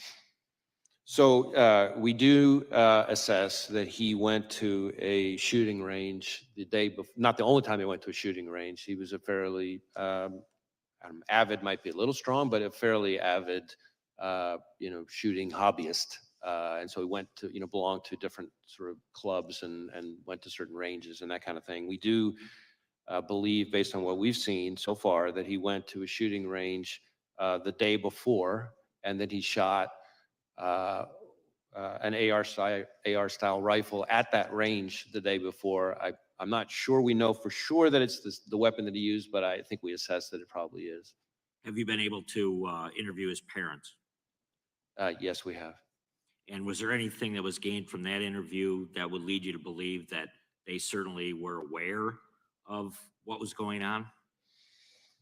I guess I want to be careful about talking about specific people's interviews, but I would say that his parents were cooperative with us. And as I've said before, and hopefully this gets at your question, we have not identified any accomplices, co-conspirators, or anything along those lines. So it's the FBI's position right now that he still acted independently. Again, we're still, I know it seems like a lifetime since July 13th, but we're still early stages, but we have not seen anything so far that would suggest to us that he acted with others. How does the FBI view not just a Trump rally, but political rallies versus other types of events, from a security perspective, compared to a college football game or any mass, large crowd type gathering? Because I think one of the things that's most difficult to really to swallow at this point is that the idea that these Trump rallies have been happening for years and that there could be such a lax approach to the physical security of those fairgrounds that day. And I'm wondering, where does this fall? And then on top of that, that there were other presidential candidates out there that didn't have full Secret Service protection. RFK Jr. has been the most vocal about it. I was wondering if you could comment on the facilities as well as providing security for presidential candidates. Again, I want to be a little bit careful to stay in my lane because again, security posture and the adequacy of the security posture is really the core expertise and responsibility of agencies like the Secret Service. But certainly it is, I think, fair to say that outdoor events, whether they're political rallies or, as you say, you know, a college football game in an open stadium, a concert, these are places that are often, you know, particularly challenging to secure adequately because the range of threats that can face them are higher. In addition to that, has been discussed a little bit here already in today's hearing, just threats to public officials, including politicians, is an increasingly pervasive part of today's landscape. And so that adds to the challenge. So you're talking about the combination of um, individuals who are increasingly targeted for violence, combined with venues that are softer and harder to secure targets, I guess is the way I would answer. But again, those kinds of questions, the adequacy of the security posture, all the resources that were or were not devoted, all that stuff is my understanding would be very much in scope for the DHS Inspector General investigation and this outside independent panel that's been. I yield back. Gentleman yields back. Director, I think we're going to be able to get two more members' times of question, then we have to get to the floor for the Prime Minister. Gentlelady from Georgia is recognized. Thank you, Chair Johnson, and thank you so much, Director Wray, for your transparency and your testimony today. First, I want to say my friend, my mentor, Congresswoman Sheila Jackson Lee, was known by many as the voice of reason here in Congress, and she was my friend before I even came to Congress. And in my freshman year, she kind of took me under her wing and she kind of showed me the ropes. And she was a force to be reckoned with. And I can say that she will never, ever be replaced. And she was a trailblazer, and I know that she will sorely be missed here in Congress. Director Wray, I only have one question for you today, but before we get to that point, I'd just like to reiterate today that political violence is never acceptable. Regardless of how different our political values and views are, attempted assassinations are a stain to the very democratic ideals of this nation. We have endured riots on Capitol Hill on January 6th, where a literal noose was erected on Capitol grounds, intended for then Vice President Pence and Speaker Emeritus Nancy Pelosi. Political violence against election workers, that has been expressed today. An attack on Paul Pelosi, Nancy Pelosi's husband. Threats against the FBI agents, as you have expressed, and prosecutors, and threats to the staff who serve the public every single day. Congressman Connolly's staff was targeted and attacked last year. And now we have the attempted assassination of a former president of the United States. All of this within just the last 3 years. This violence simply needs to end. The assassination attempt on Donald Trump was, by the grace of God, a failure. The weapon the 20-year-old man was able to obtain, an AR-15, generally has a shooting range up to 600 yards and shot Mr. Trump from almost 150 yards away. This weapon has the ability to kill multiple people in seconds. And sadly, Corey Compatour lost his life because of this man and because of this gun. Mr. Compatour's family will never be the same. Trust me, I understand that more than anyone else in this room.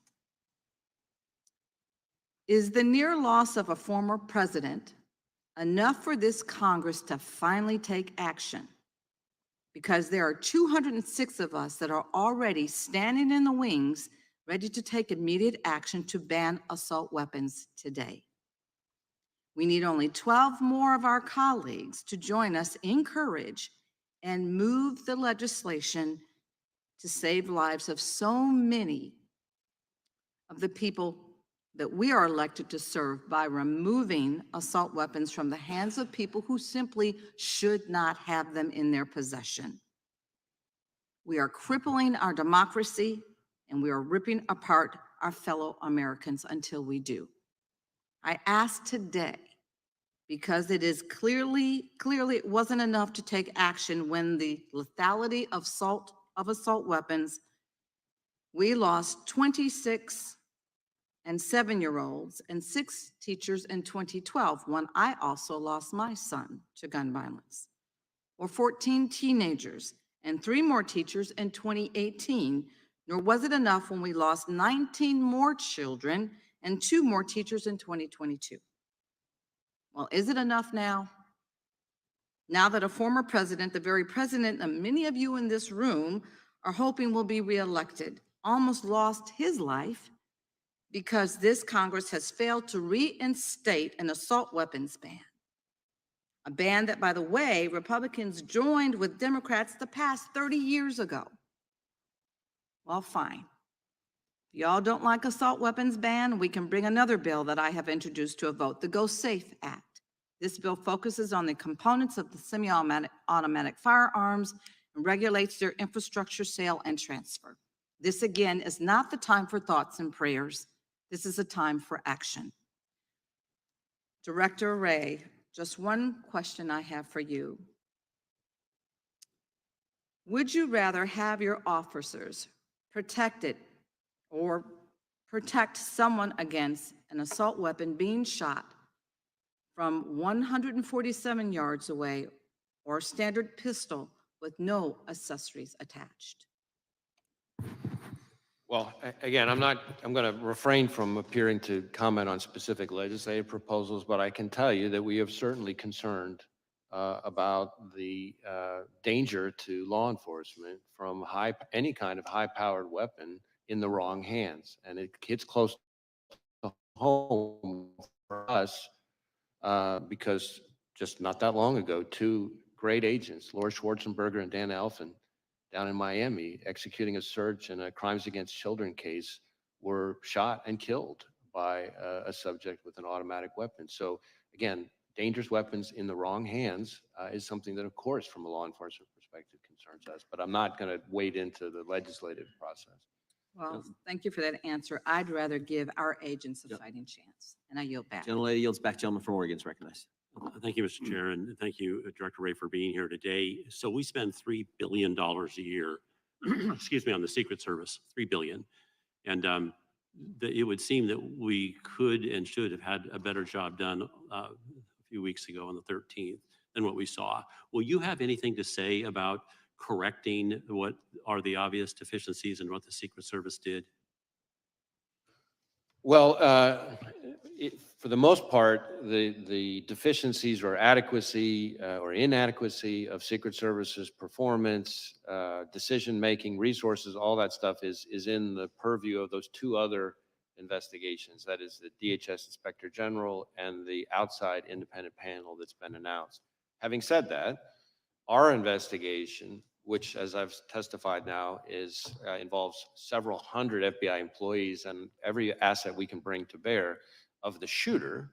Again, our investigations of the shooter and his attack, of course, involves interviewing law enforcement, including lots and lots and lots of Secret Service people. You'll So have we'll some. share all that with those reviews so that they can answer those questions. The reason I'm asking this is because this isn't the first time the Secret Service has been before Congress. There was a 435-page report issued in 2015 by Congress saying, fix yourself. They didn't.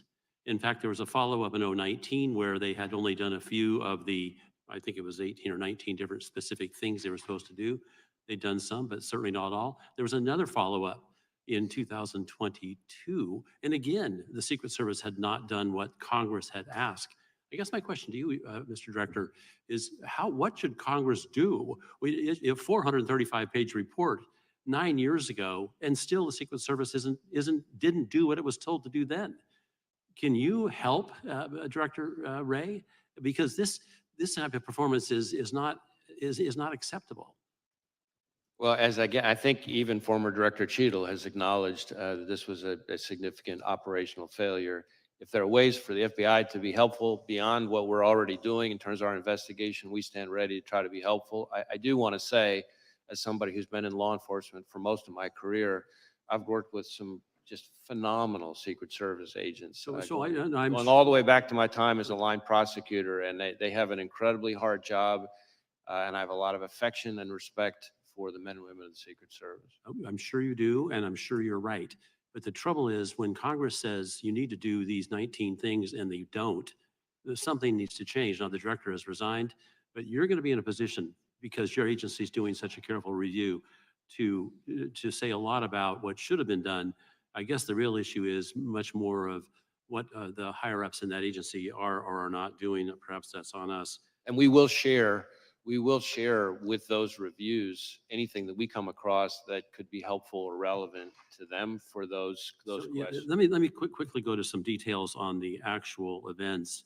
It appeared to a lot of us, as the Secret Service was taking former President Trump from the stage, that he was clearly still in view of everybody. And had there been another shooter, I didn't see him being protected.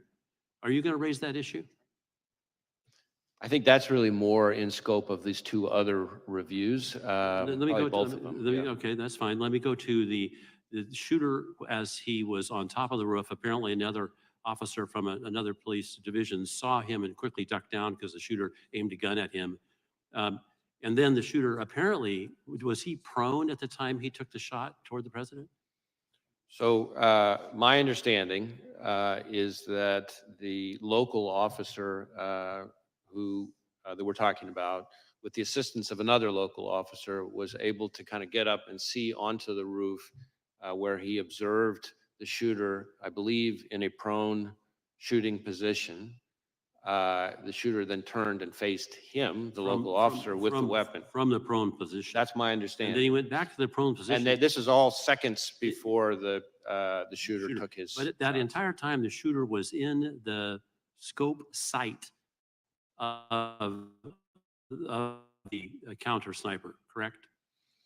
That one I'd have to double check on. I know we've interviewed the counter sniper, but I'm not sure I know the But the answer. counter sniper didn't take a shot until after the assassin attempted to shoot the former president and others. He got off 8 shots before the counter sniper shot the shooter. What's with that protocol? Can you get that fixed? Well, I really want to be careful not to be, given the scope of our investigation, somehow second guessing the very difficult act and decision it takes for a counter sniper to kill another human being in that situation. yeah. It's all happening in seconds. So 8 shots. Yeah. And that was after he'd been seen for 20 minutes. I yield back. Thank you. Director, that's an important question though, because you've talked to the counter sniper. And that, I mentioned this in our opening statement, that critical 5 minutes from 6:09 to 6:14 and what takes place there is critical. And I think that's what the gentleman was getting at. And we were hopeful that you could tell us something about your interview with the counter sniper. Yeah, I guess I want to distinguish a couple things. There is some individual, not law enforcement, I believe, who spotted the shooter on the roof a few minutes before. But I think law enforcement spotting him with the weapon on the roof is seconds before the Okay, shot. but So that's important. yeah, 'cause so I think there's two different things I think going what you're on saying there. is it wasn't maybe that's, if the bad guy shoots at 6:11, then you're saying this encounter with local law enforcement that Mr. Bentz was just getting into happened just seconds before that and maybe not 2 minutes before that? That's my understanding. That, in other words, that there's different things here. There's an individual, at least one individual I can think of, not law enforcement, member of the public, who observed him on the roof. Not clear whether or not the individual saw a weapon or not, but saw him in a way that was concerning. That is some number of, not many, but like just a handful of minutes. I think separate from that, as far as law enforcement goes, in terms of a weapon, this local officer that we just talked about observed the individual, again, literally just seconds before the shooter took his shots. Separate and apart from all of that, roughly, I think, maybe a little less than or around an hour before the shooting, there were local law enforcement officers who observed the shooter, not up on the roof, not Right. with a weapon, Right. but with I believe, a rangefinder, kind of like you would use if you were playing golf or something, in a way that was odd and suspicious. So that started happening with local law enforcement beforehand. But in terms of shooter, meaning with the weapon, uh, law enforcement, my understanding is that the first time that happened was this local officer climbing up on the roof seconds before the Again, shooting. we want that timeline. I think the committee wants that timeline and communications that were taking place in that short period of time. Again, as I've said with everything else, I really want to be careful. I'm leaning in, trying to share as much as I can here. Facts are evolving, things may change, but we are working on a timeline, among other things. Committee will stand in recess until after the Prime Minister's remarks conclude.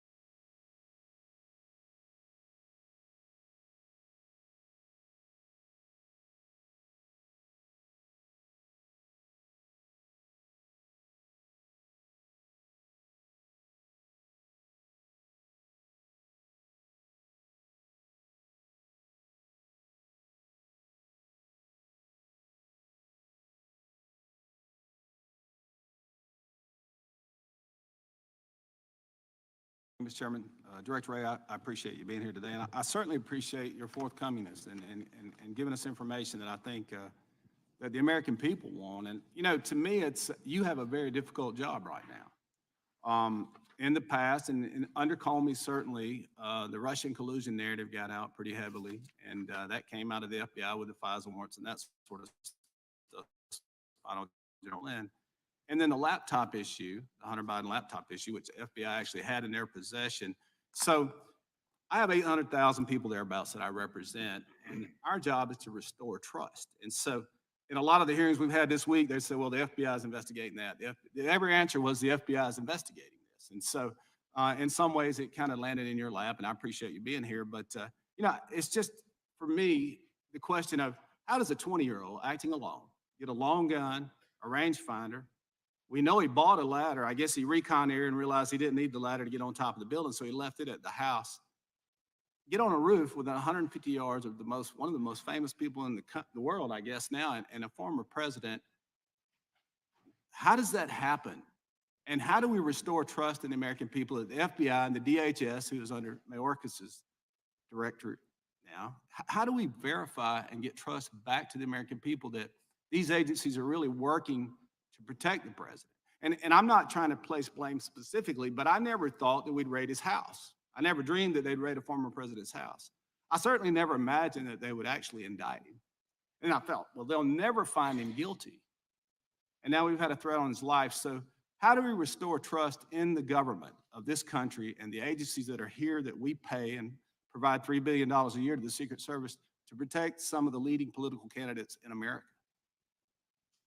That's a lot. I'm sorry. That's a lot of questions, but I'm going to give you a little room to talk. Right. No, listen, obviously you included a lot, as you said, in your question. And as you might imagine, I disagree fairly strongly with a number of parts of it.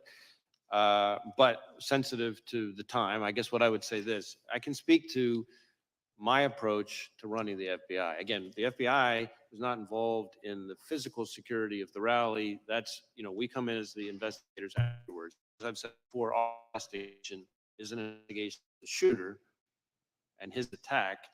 There are separate investigations, the Inspector General of DHS and this outside independent panel that's been announced that would be looking at the Secret Service's performance. And those, I think, will be important to trust and confidence, if you will, in Secret Service. But from the FBI perspective, we can't promise that everybody's going to like the results of what we do, right? What we can promise is that we'll do our best to do the work in the right way. That's all we can do. And so I keep telling our folks every day on this and on everything else, our focus has to be, we got to do the work in the right way. We got to make sure we do the work in the right way. And then no matter who likes it, because everything we do, somebody doesn't like it. And it's a credibility issue at this point. Do the American people trust what the FBI and the DOJ is going to tell them? And, that's the thing with this. When I was early on, and I've only been here about 3.5, 4 years now, but the American people was the fear of the weaponization of government. But now we have this issue. Tucker Carlson asked the president, he said, are you afraid they'll kill you? And I remember that interview and I thought, wow, I can't believe he went there, but here we are. And so as we work through this process, I think it's so important, and I think the chairman hit on this, is audio of the shooter. You've interviewed the sniper, the Secret Service sniper that took out the target. Was he waiting on a green light? What was going on, and why did the Mr. have a chance to get off 8 rounds? And we knew he was on the rooftop. I don't know for how long, but we know he was a marked target. So was he trying to get the green light, and was somebody not giving it to him? So again, the performance, the adequacy of the performance of Secret Service will be the subject of the Inspector General investigation and this outside independent panel. What I can tell you, and I'm glad you asked the question, because this goes to something that that's part of an earlier exchange. The first time that anybody from law enforcement saw the subject on the roof was a few minutes before the shooting, not with a gun. They didn't, at that point, right. They didn't, but local law enforcement, a few minutes before, saw him on the roof and started radioing. Did he have a backpack going up the roof? We haven't found anybody yet who saw him climbing up the roof. The reason we the reason why I've talked about how we think he got on the roof is that's based on forensic, our evidence response team and forensic analysis, that we're, without getting into all the details, footprints and things like that, that we can, fingerprints, et cetera, that we can see how he got on. But we don't have an eyewitness at the moment who saw him climbing up. So a few minutes before the shooting, local law enforcement saw him on the roof. Again, no weapon before the shooting is when the law enforcement officer that I've talked about already is the one who was assisted by another officer who saw up on the roof, saw the shooter in a prone shooting position with the gun. He turns. How long did that happen before? That sighting, that is the first time, to my knowledge, the first time anybody from law enforcement saw him with a weapon. That is seconds before he shot at President Trump. Thank you, Mr. Chairman. I yield back. So did the counter sniper not see the bad guy, the shooter, until after he fired a shot? You mean until after the subject fired a shot? Until after the shooter? Yeah, I don't know the answer to that. It's possible we've already determined that, but I don't, as I sit here right now, I don't have that, but I can. I think that's the logical next question with where the gentleman from Alabama's Thank you, brother. question was going. The gentleman from California is recognized. Appreciate that. Legendary you go. Director Wray, to the best of your understanding, how close did the assassin's bullet come to killing President Trump?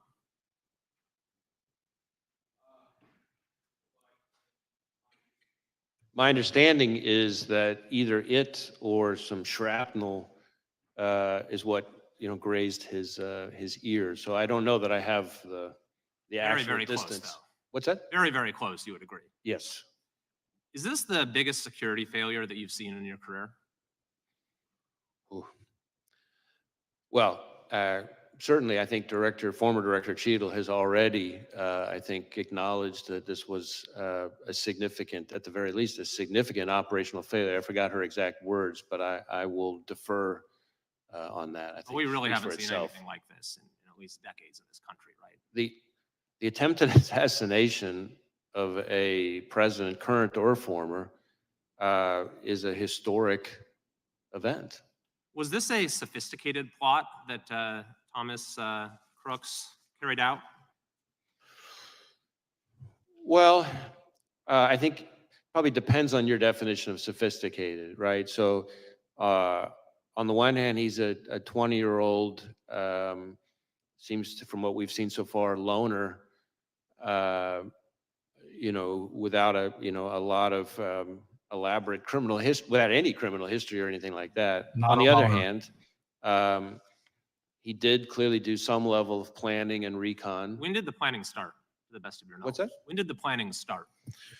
Well, we're still drilling into that, but we know, we assess that on July 6th, So a week in advance. for example, seems to be that he seems to become very focused on it, because that's when, as I've testified here today, that's when the laptop that we've tied to him has the Google search, how far away was Oswald from Kennedy? I mean, that seems like an indication of a total amateur, right? Someone who's searching for that, and he's doing it a week in advance. Again, I don't want to characterize him, frankly, I don't want to give him the credit of characterizing him as amateur or professional. But what I will say is that there are some things he did that involve a certain amount of planning and preparation. On the other hand, if you're telling me, do I think this is the most sophisticated ever? Of course not. We deal with much more sophisticated adversaries all the time. You probably prepare for more sophisticated plans to target high-level officials. I'm sorry, could You you? probably prepare for more sophisticated plans to target high-level officials, correct? We don't do physical security, but yes, obviously we're investigating much more sophisticated attacks all the time. How about the encrypted applications on his phone? Were those there for a while, or did he download them, in the days or weeks leading up to the assassination attempt? I don't have the answer to that sitting here right now. I think it may vary from platform to platform because he had a number of encrypted messaging apps on it. And again, as I've said, we're trying to get access to that content. And that's important. I think it's important for everybody on this committee to understand that this is a real problem for law enforcement, that these companies, let's be clear here, these companies are designing their platforms in a way to, no matter how heinous the crime, no matter how rock Yes, sir, solid the legal understood. I'm process, run out of to time, get so I want access. to get Yeah. to the next question. At this moment, are you confident that high protectees, presidents, former presidents are well protected? Well, it's not really for me to say. I have a lot of respect for the men and women of the Secret Service who provide protection, just as I do for their counterparts at other agencies. You can't say one way or the other. Your assessment as director of the FBI whether the president is safe?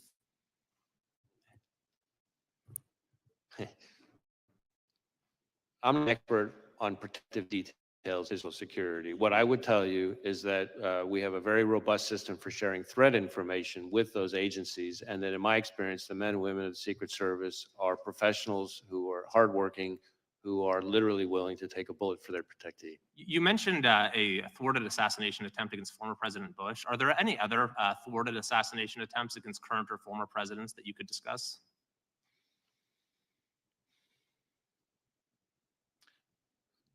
Not that immediately come to mind, but, I'd have to go back and think about that. I mean, obviously we've been around for a while, and current and former presidents are high-profile targets who are attractive to all kinds of bad guys. There's also been reports that the shooter's parents called local law enforcement to say he was missing on the day of the shooting. Is that correct? And if so, is that something that you would see as a sort of a natural thing for them to do? It seems like a 20-year-old who's been missing for a few hours. Maybe his parents don't, first thing they do, call the police. What was going on with that situation?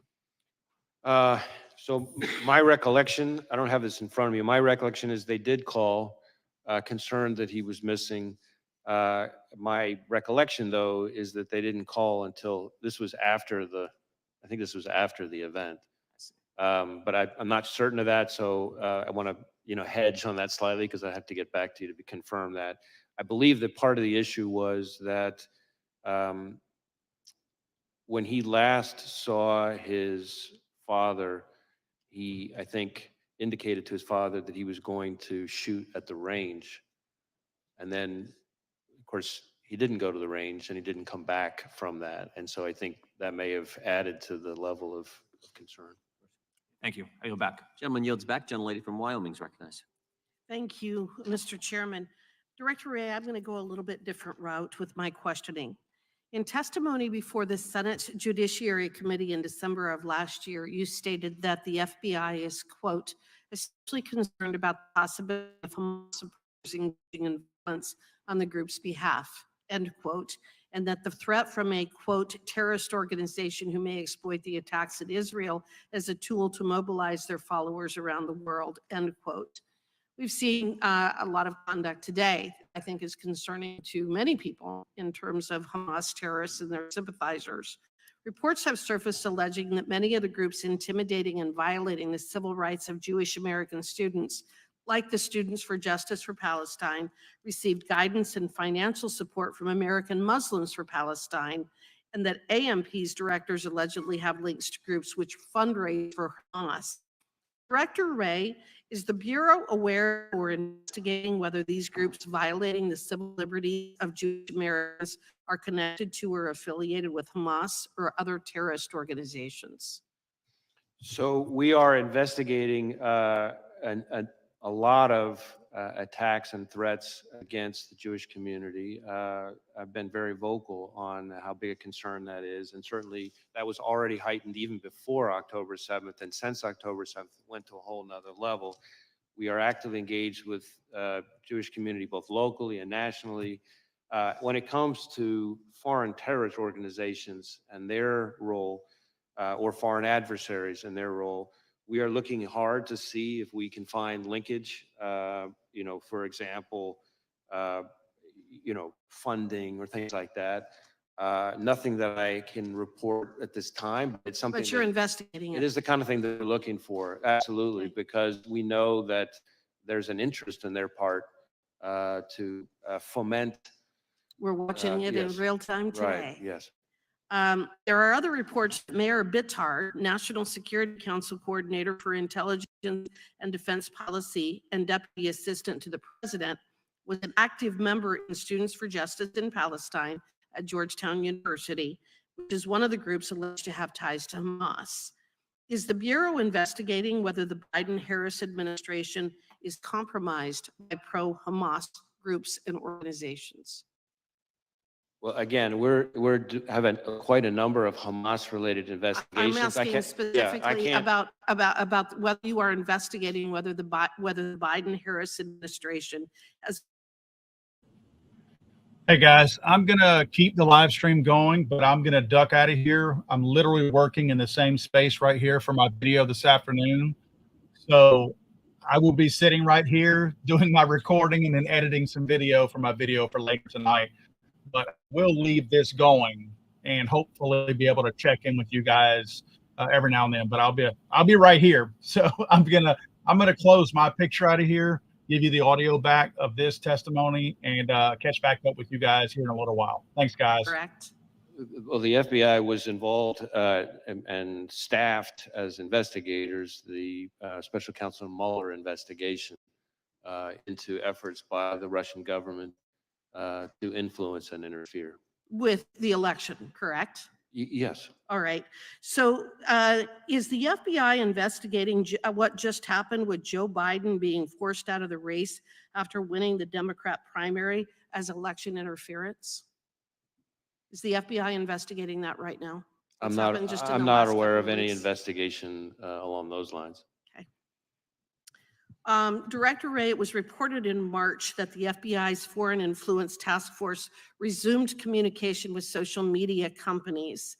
And an FBI spokesman has stated that, quote, in coordination with the Department of Justice, the FBI recently implemented procedures to facilitate sharing information about foreign malign influence with social media companies in a way that reinforces that private companies are free to decide on their own whether and how to take action on the information, end quote.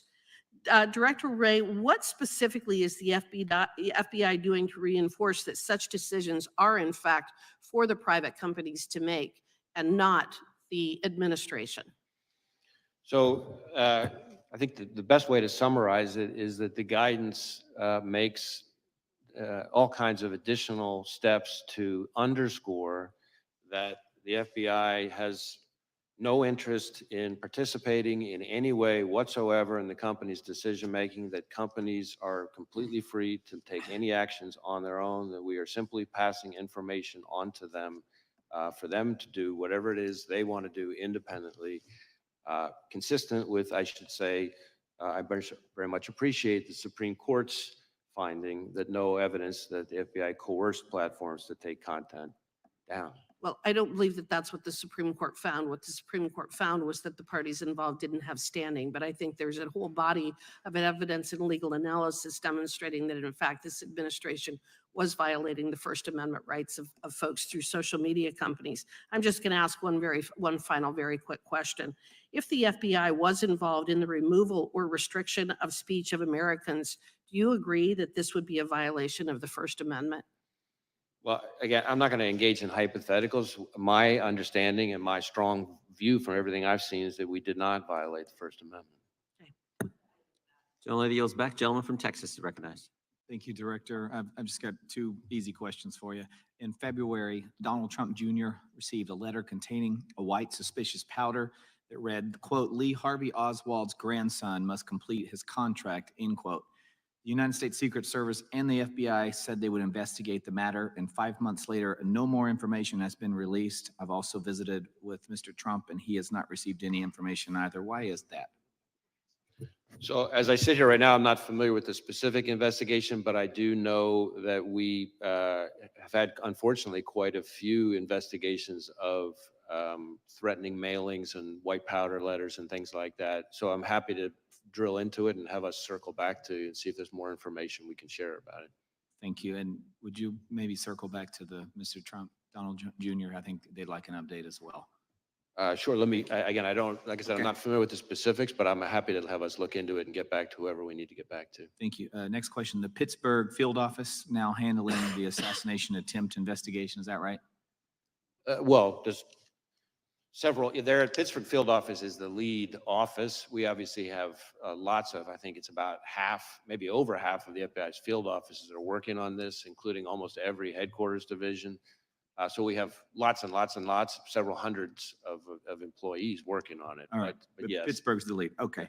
This is the same office that botched the Hunter Biden laptop case. And they, in my view, and my constituents and many Americans, displayed a clear reluctance.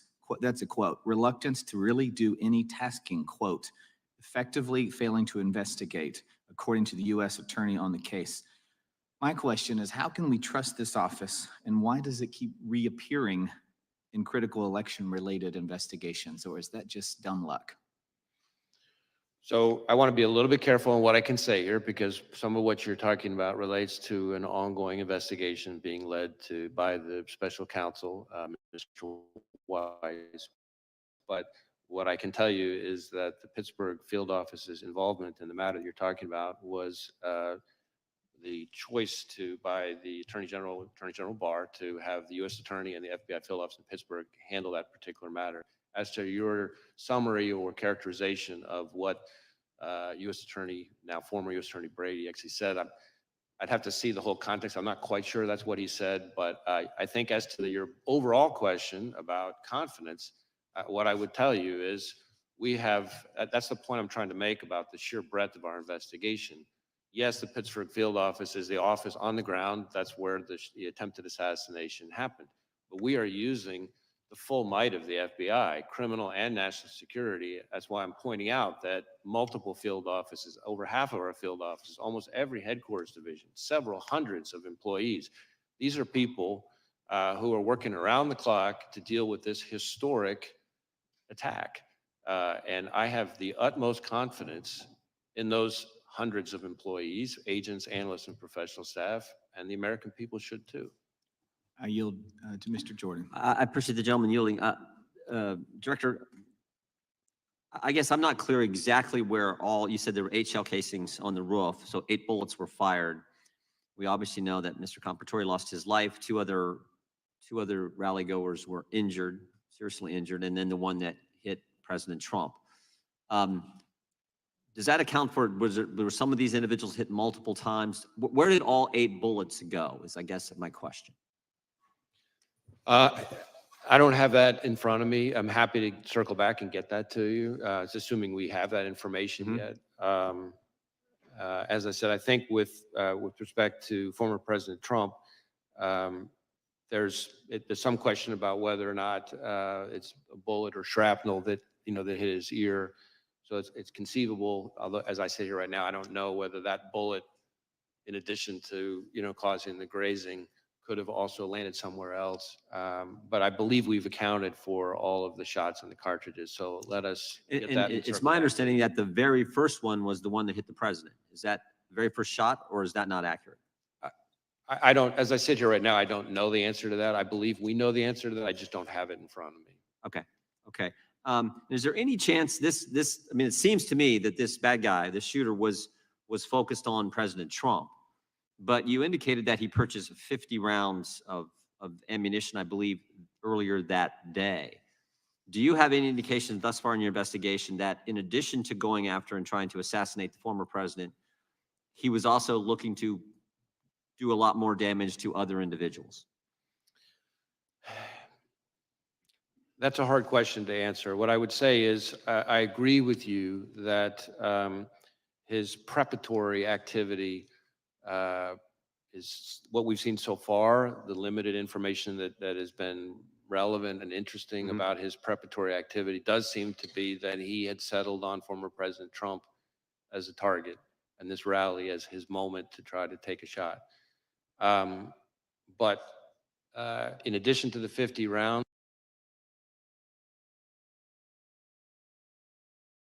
of course, you have the issue of these explosive devices. Right. And so what else he may have had in mind is something that I think is very much of an open question. On the one hand, you have these explosive devices, including the one still back in his home that wasn't in quite the same stage as the one in the ones in the vehicle. But he clearly had those explosive devices for some reason. And so we're trying to figure that out. As I've said before, sometimes in these kind of situations, you find like a manifesto or something like that. it's frustrating to us, and I'm sure frustrating to you and the American people, that we haven't found anything quite like that. We'd love to have a roadmap that tells us exactly what he was thinking. We haven't found that yet. Doesn't mean we won't. We're looking all over the place, and we're going to leave no stone unturned. Thank you. A gentleman from Texas is recognized. Thank you, Mr. Chair.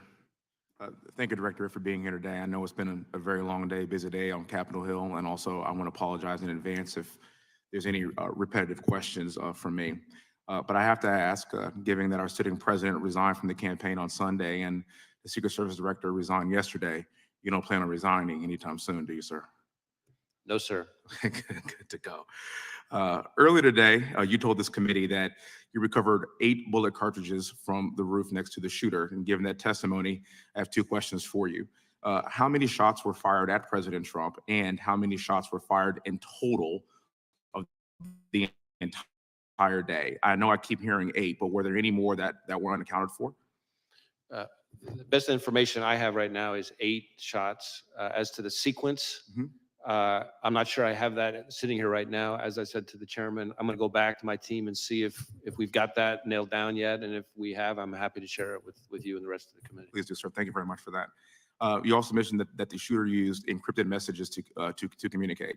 Specifically, do you know what apps or what apps that he was using to communicate, and can you confirm if he was communicating with any foreign nationals through the encrypted messages? So as to the names of the apps, I don't have that right here in front of me. As far as communicating with any foreign actors, I'll say 2 things. One, we haven't, as I think I've testified before, but we have not, at the moment at least, identified any accomplices or co-conspirators, foreign or domestic. So that as to foreign contacts, of course, that's part of why we want to get access to the encrypted messages, because that might tell us whether he'd been in contact with somebody. Thank you. Let's talk about motive. I know the FBI has taken a lead role in investigating the assassination on President Trump. Your team has searched the shooter's phone, conducted countless interviews, done extensive research into his motives. As of today, July 24th, 2024, do you and your team know the motive of the shooter or have any idea on what could have driven it? Well, know and have any idea are two very different things. We do not know the motive. That is obviously one of the central questions in our investigation. And it's been very frustrating to us that a lot of the usual kind of low-hanging fruit places that we would find at have not yielded significant clues about his motive. Having said that, we have seen indications that he was interested in public figures. And that in the period around July 6th, leading up to July 13th, he does seem to have become very focused on this particular rally and former President Trump. But exactly what his thought process was in doing that, that's something that's still very much under investigation. I want to make something clear to the American people to try to help out what motive could be. And again, it's not my job to steer it, but here are some of my thoughts. I'm not sure about motive either, specifically, but I can tell you that after this assassination attempt, people on both sides have said that both parties need to tone down the rhetoric. But recently, just on Monday, in fact, President Biden called into the Harris campaign event and said that President Trump was a threat to democracy. Just take a look behind me at these photos. This is a magazine cover of the New Republic from June 2024, published just 1 month before the assassination attempt on President Trump.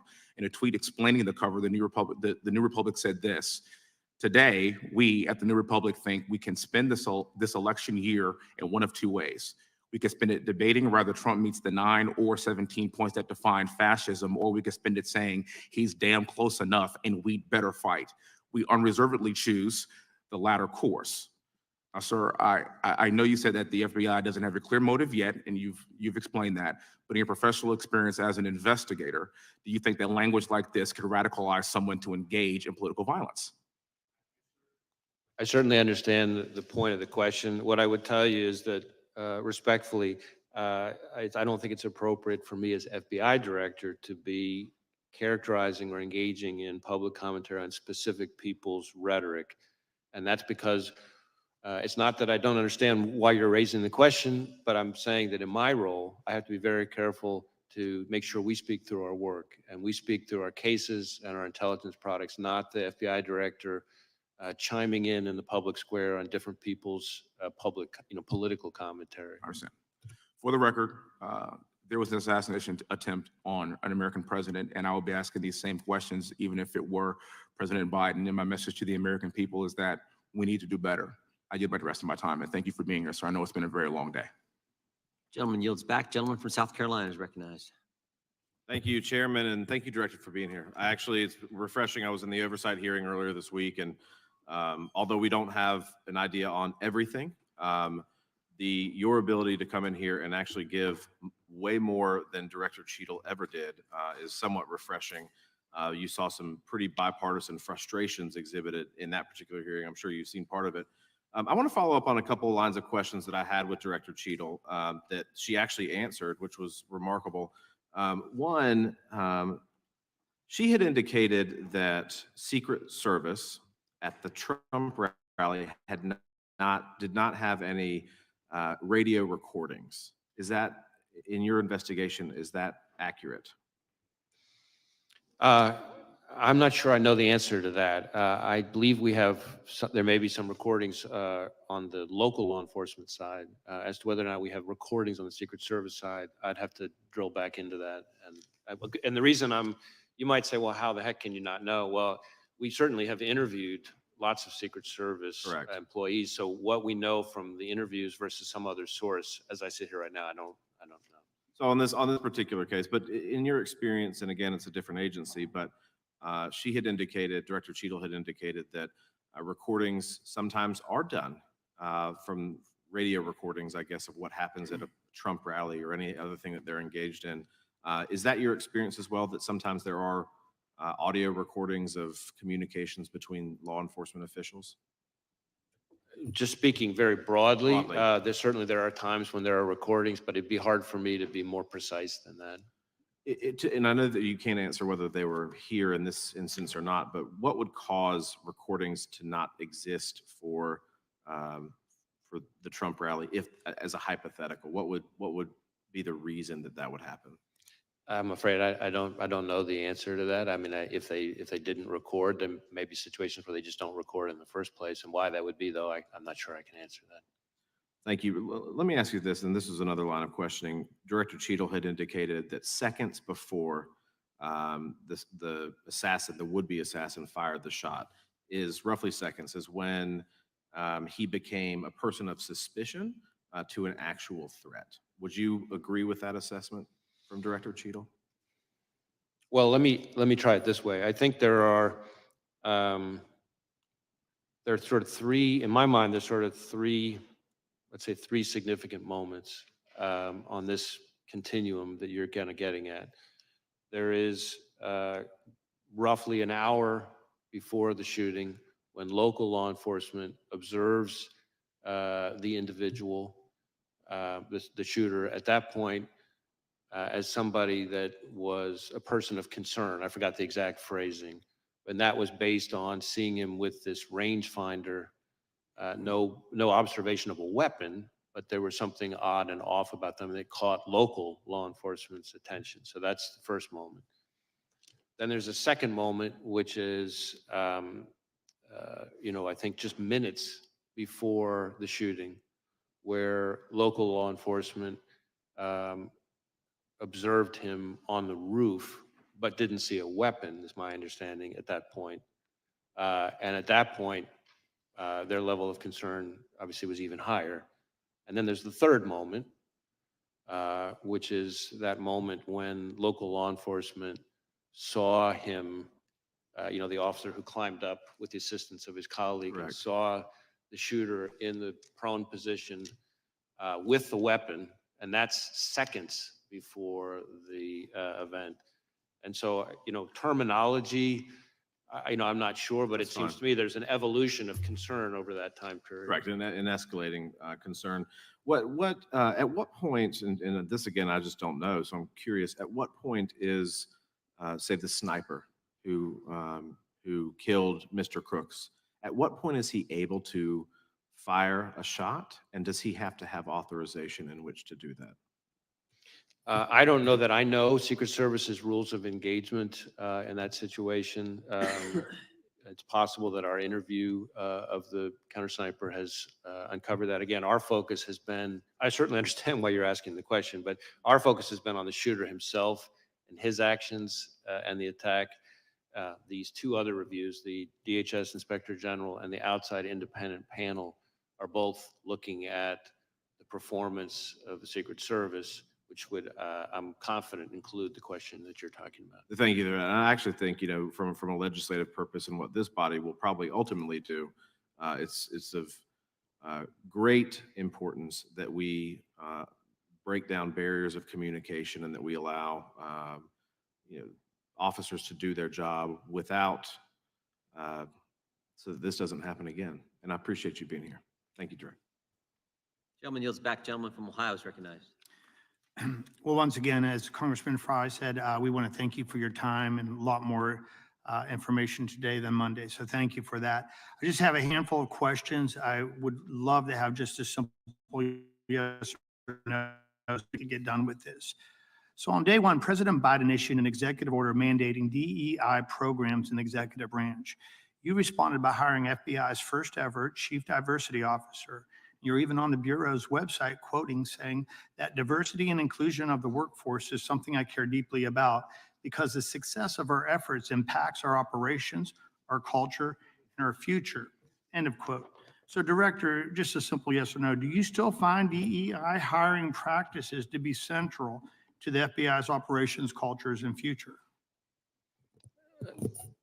I believe that diversity is an important part, is a core value of a high-performing organization. Do you have any concerns that our Homeland Security efforts will be hampered if the FBI continues to use DEI as a primary hiring measure? I don't believe that we use DEI as a primary hiring metric. I would say that we have not lowered our standards. Yes and or I no, feel, please? let me, if I could finish. It's not a yes or no question. We have not lowered our standards, and the facts back that up. Are you aware of a 112-page report compiled by senior agents and analysts which stated, quote, if the current trajectory of the FBI special agent recruitment and selection continues, using DEI as the primary and sole measure of our Homeland Security efforts will be significantly hampered. Do you know about that 112-page report? I'm aware of a report from a number of anonymous former employees. Thank you. Do you agree that protecting the former president falls under the umbrella of Homeland Security? Well, protecting the former president, the physical security, the protective detail on the former president is the province of the Secret Service, which is part of the Department of Homeland Security. It is my understanding that historically the FBI had 100,000 applications for special agents on file at any given time of the year. So talking about slipping recruitment, are you aware that on February of 2024, a letter from the FBI's Assistant Director for Training Division, which reported that FBI only received an estimated 48,000 applications over a 2-year period? I don't know if we're comparing apple to apple. What I can tell you is that in the time that I've been FBI director, the number of Americans applying to be special agent has gone up dramatically. To the tune of, in some cases, double or triple the pace So the it was when I, 48,000 if I is could wrong? finish, sir, if I could finish, please, to a rate that is higher, you'd have to go back about a decade or so to find the number of Americans applying to be special agents that are currently applying. Okay, so for the record, that 48,000 is probably wrong then in your eyes? I don't know, I don't have the letter in front of me, but what I'm not sure of is that we're comparing apple to apple in terms of time periods and everything else. In advance of the Trump shooting, United States Secret Service Special Agent in charge Tim Burke reportedly told law enforcement partners that NATO summit in Washington, D.C. limited his resources available to the Trump rally. The service has similar DEI hiring aims and failed their zero-fail mission to protect President Trump. Director Cheadle has since stepped down. Could the hyperfixation on hitting Biden administration's imposed DEI rules by causing the FBI and the federal law enforcement agencies to not only miss their prime candidates, but also potential threats? Well, I can't speak to Secret Service's hiring practice. What I can tell you is that in my view, diversity, like everything else, is something that has to be done in the right way. Just like everything else, there's a right way and a wrong way to achieve it.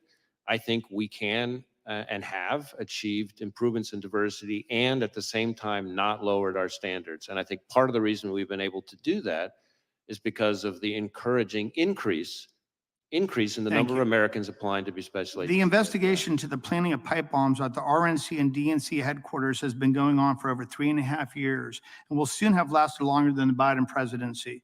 I look forward to you proving yourselves because we haven't received any update right now on the Trump shooting since July 15th, and the people really need that. Can the public expect a more transparent and timely investigation into the attempted assassination of former President Trump?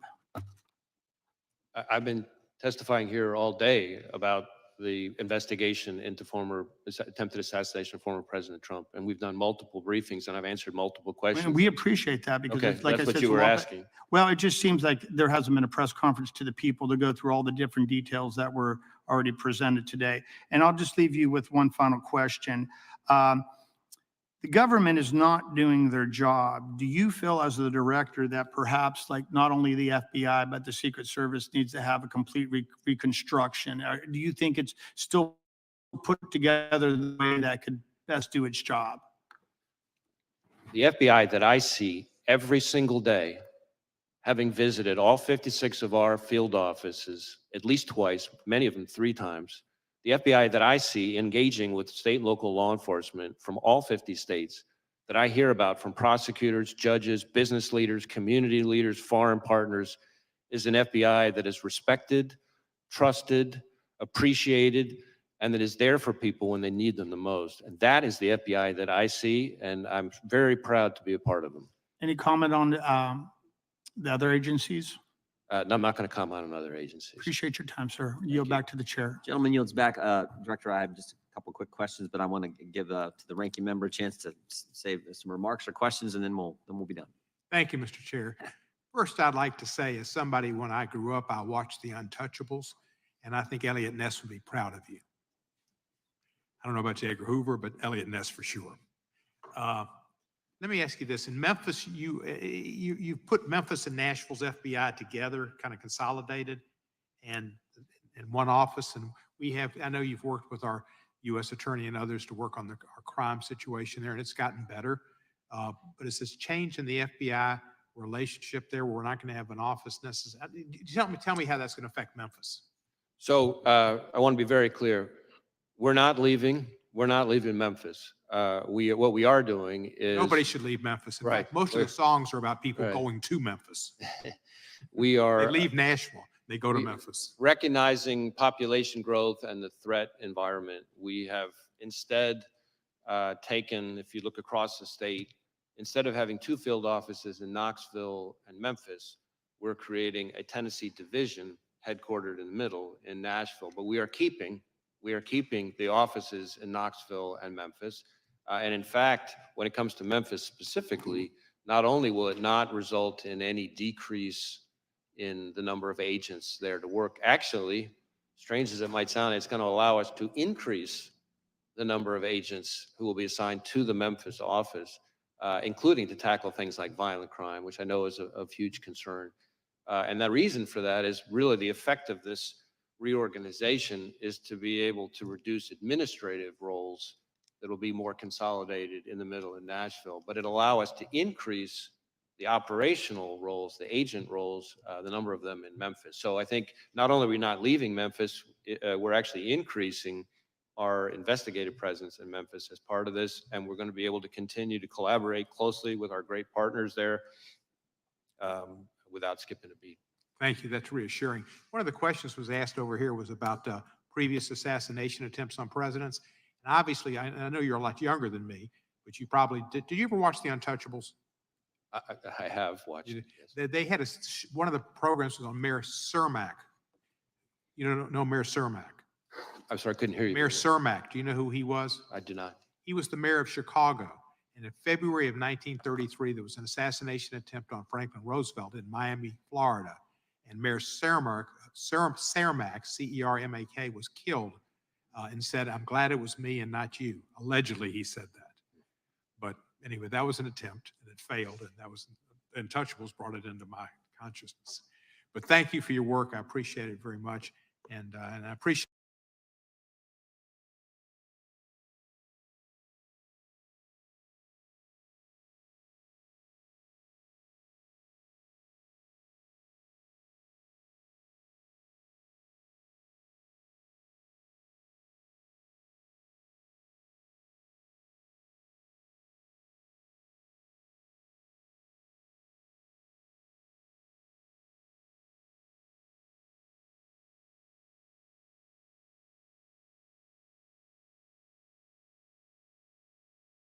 believe we have the answer. I just don't know that I have it. I want to make sure I answer accurately. Because we thought from the briefings that Mr.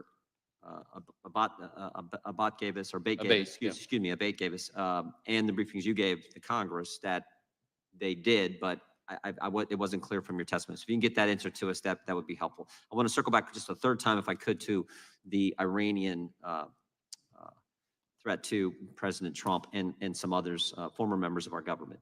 The reason I want to go back to that, because we now know that the Secret Service and Homeland Security denied resources to President Trump's detail that they had asked for. And it seems to me, if that all happened after you guys knew about the Iran threat and had briefed the Secret Service on that real threat, that's an even bigger problem. And that's why I was trying to get that timeline down, when you knew about it and when you briefed the Secret Service on the Iranians' threat to kill President Trump. So again, I really want to be careful to both be accurate, but also not to kind of stray into any kind of classified information or confirm the existence of classified information. So let me see if there's a way for us to get back to you on that question. I understand why you're asking. It may be easier to answer than I think, but at the moment in an open hearing, I'm not sure if I can see the right way to do that. Fair enough. We'll expect answers to both those questions, and you can get back to this. That'd be great. Finally, anything else you want to tell us that we didn't ask? I mean, you came today and you told us some things that weren't even prompted by questions, and I just want to make sure if there's anything else you want to tell us regarding July 13th and what you've discovered. Now's the time. Well, again, we're going to continue to engage with the Congress. I think we've covered a lot of the points that I really wanted to make sure that I got across, and just as I'm looking at my list, in one way or another through the course of today's questioning, I think we've gotten through most of it. That concludes today's hearing. We thank our witness for appearing before the committee today. Without objection, all members will have 5 legislative days to submit additional written questions for the witness or additional materials for the record. Without objection, the hearing is adjourned. Thank you, guys. That was less painful to watch than the Secret Service director was, but equally frustrating. I don't mind telling you guys, I personally don't like Christopher Wray. I think he's an ass. He's very pompous. He is one of the only people who's ever testified that I see him raise his voice back to the congresspersons and try to bully and intimidate them. I just think he's a jerk. He doesn't understand. He knows that he's untouchable, so he feels that he can talk to anybody the way he wants to. So I enter into any conversation about Wray with a biased opinion already. I don't like the guy. And I hope Trump does something about him when he gets back in office. I didn't learn much today, except for the fact that the cover-up, I do believe, is in full force. I still do not believe that there were, hang on, let me get this video in my ear again. I think that hearing that we have 8 rounds that were fired by crooks, I think that, and I want to get the wording right, the wording was chosen very carefully by Wray. Whenever he was asked by Congressman Bishop, did crooks fire 8 shots? That was right out the gate at the very beginning. Did crooks fire 8 shots was the question. The answer by Wray was, we recovered 8 cartridges from the roof. That's not the answer to the question. Again, the question was, did crooks fire 8 shots? We recovered 8 cartridges from the roof. A cartridge is not a spent shell casing, first of all. So I'm going to give him the benefit of the doubt because he admits he's not a gun guy. So let's say he's talking about spent casings or brass. If he recovered 8 pieces of spent brass from the roof, that doesn't answer the question of who fired them. It could have been 8 different people firing. I know it wasn't, but it could have been 8 different people. So horrible answer there. But I do know that that's their story and they're sticking to it. That crooks fired 8 rounds. And they're saying the 9th round came from the sniper, which was 16 seconds. You've got to see my video later today. 16 seconds after crooks supposedly fired that first shot. There's a missing shot in there. There is a number 9, but it's not the sniper. The number 9 is fired not long after, and it does sound like it's suppressed, but not long after the 8th shot. And then there's a 10th shot that's fired as many as 10 seconds later. That's the one they're saying was the sniper. So number 10 is not accounted for. Excuse me, number 9 is not accounted for. So you'll have to see my video later today. Guys, I'm trying as an independent guy like myself. This is not easy because I have to do all my research myself. Luckily, some people send me things and I'm able to chase those down, but it's not easy. And it takes some time. So unfortunately, I don't have the resources that the FBI and the Secret Service have. They could have given us all these answers already. The more anyone, I don't care if it's somebody who throws a baseball through your window and breaks the window, or if somebody attempts to assassinate a former president, the more they are proven that they're lying, and the more that they seem to be and are proven to be covering something up, the more you think that they know more than what they know. And if you haven't done anything wrong, then why do you lie about it? And that's my problem. So guys, please hang around later on. I'm going to close this live stream now, but please guys, check back in here in a little while. I will have a new video today. It is new information. It's not groundbreaking, but it's definitely new information that I have kind of triangulated and found something from the actual assassination site. So hopefully you guys will find that interesting, and I will catch up with you all later on. Again, thank you for hanging out today. I will see you all a little bit later on this evening. Thanks again, fellows.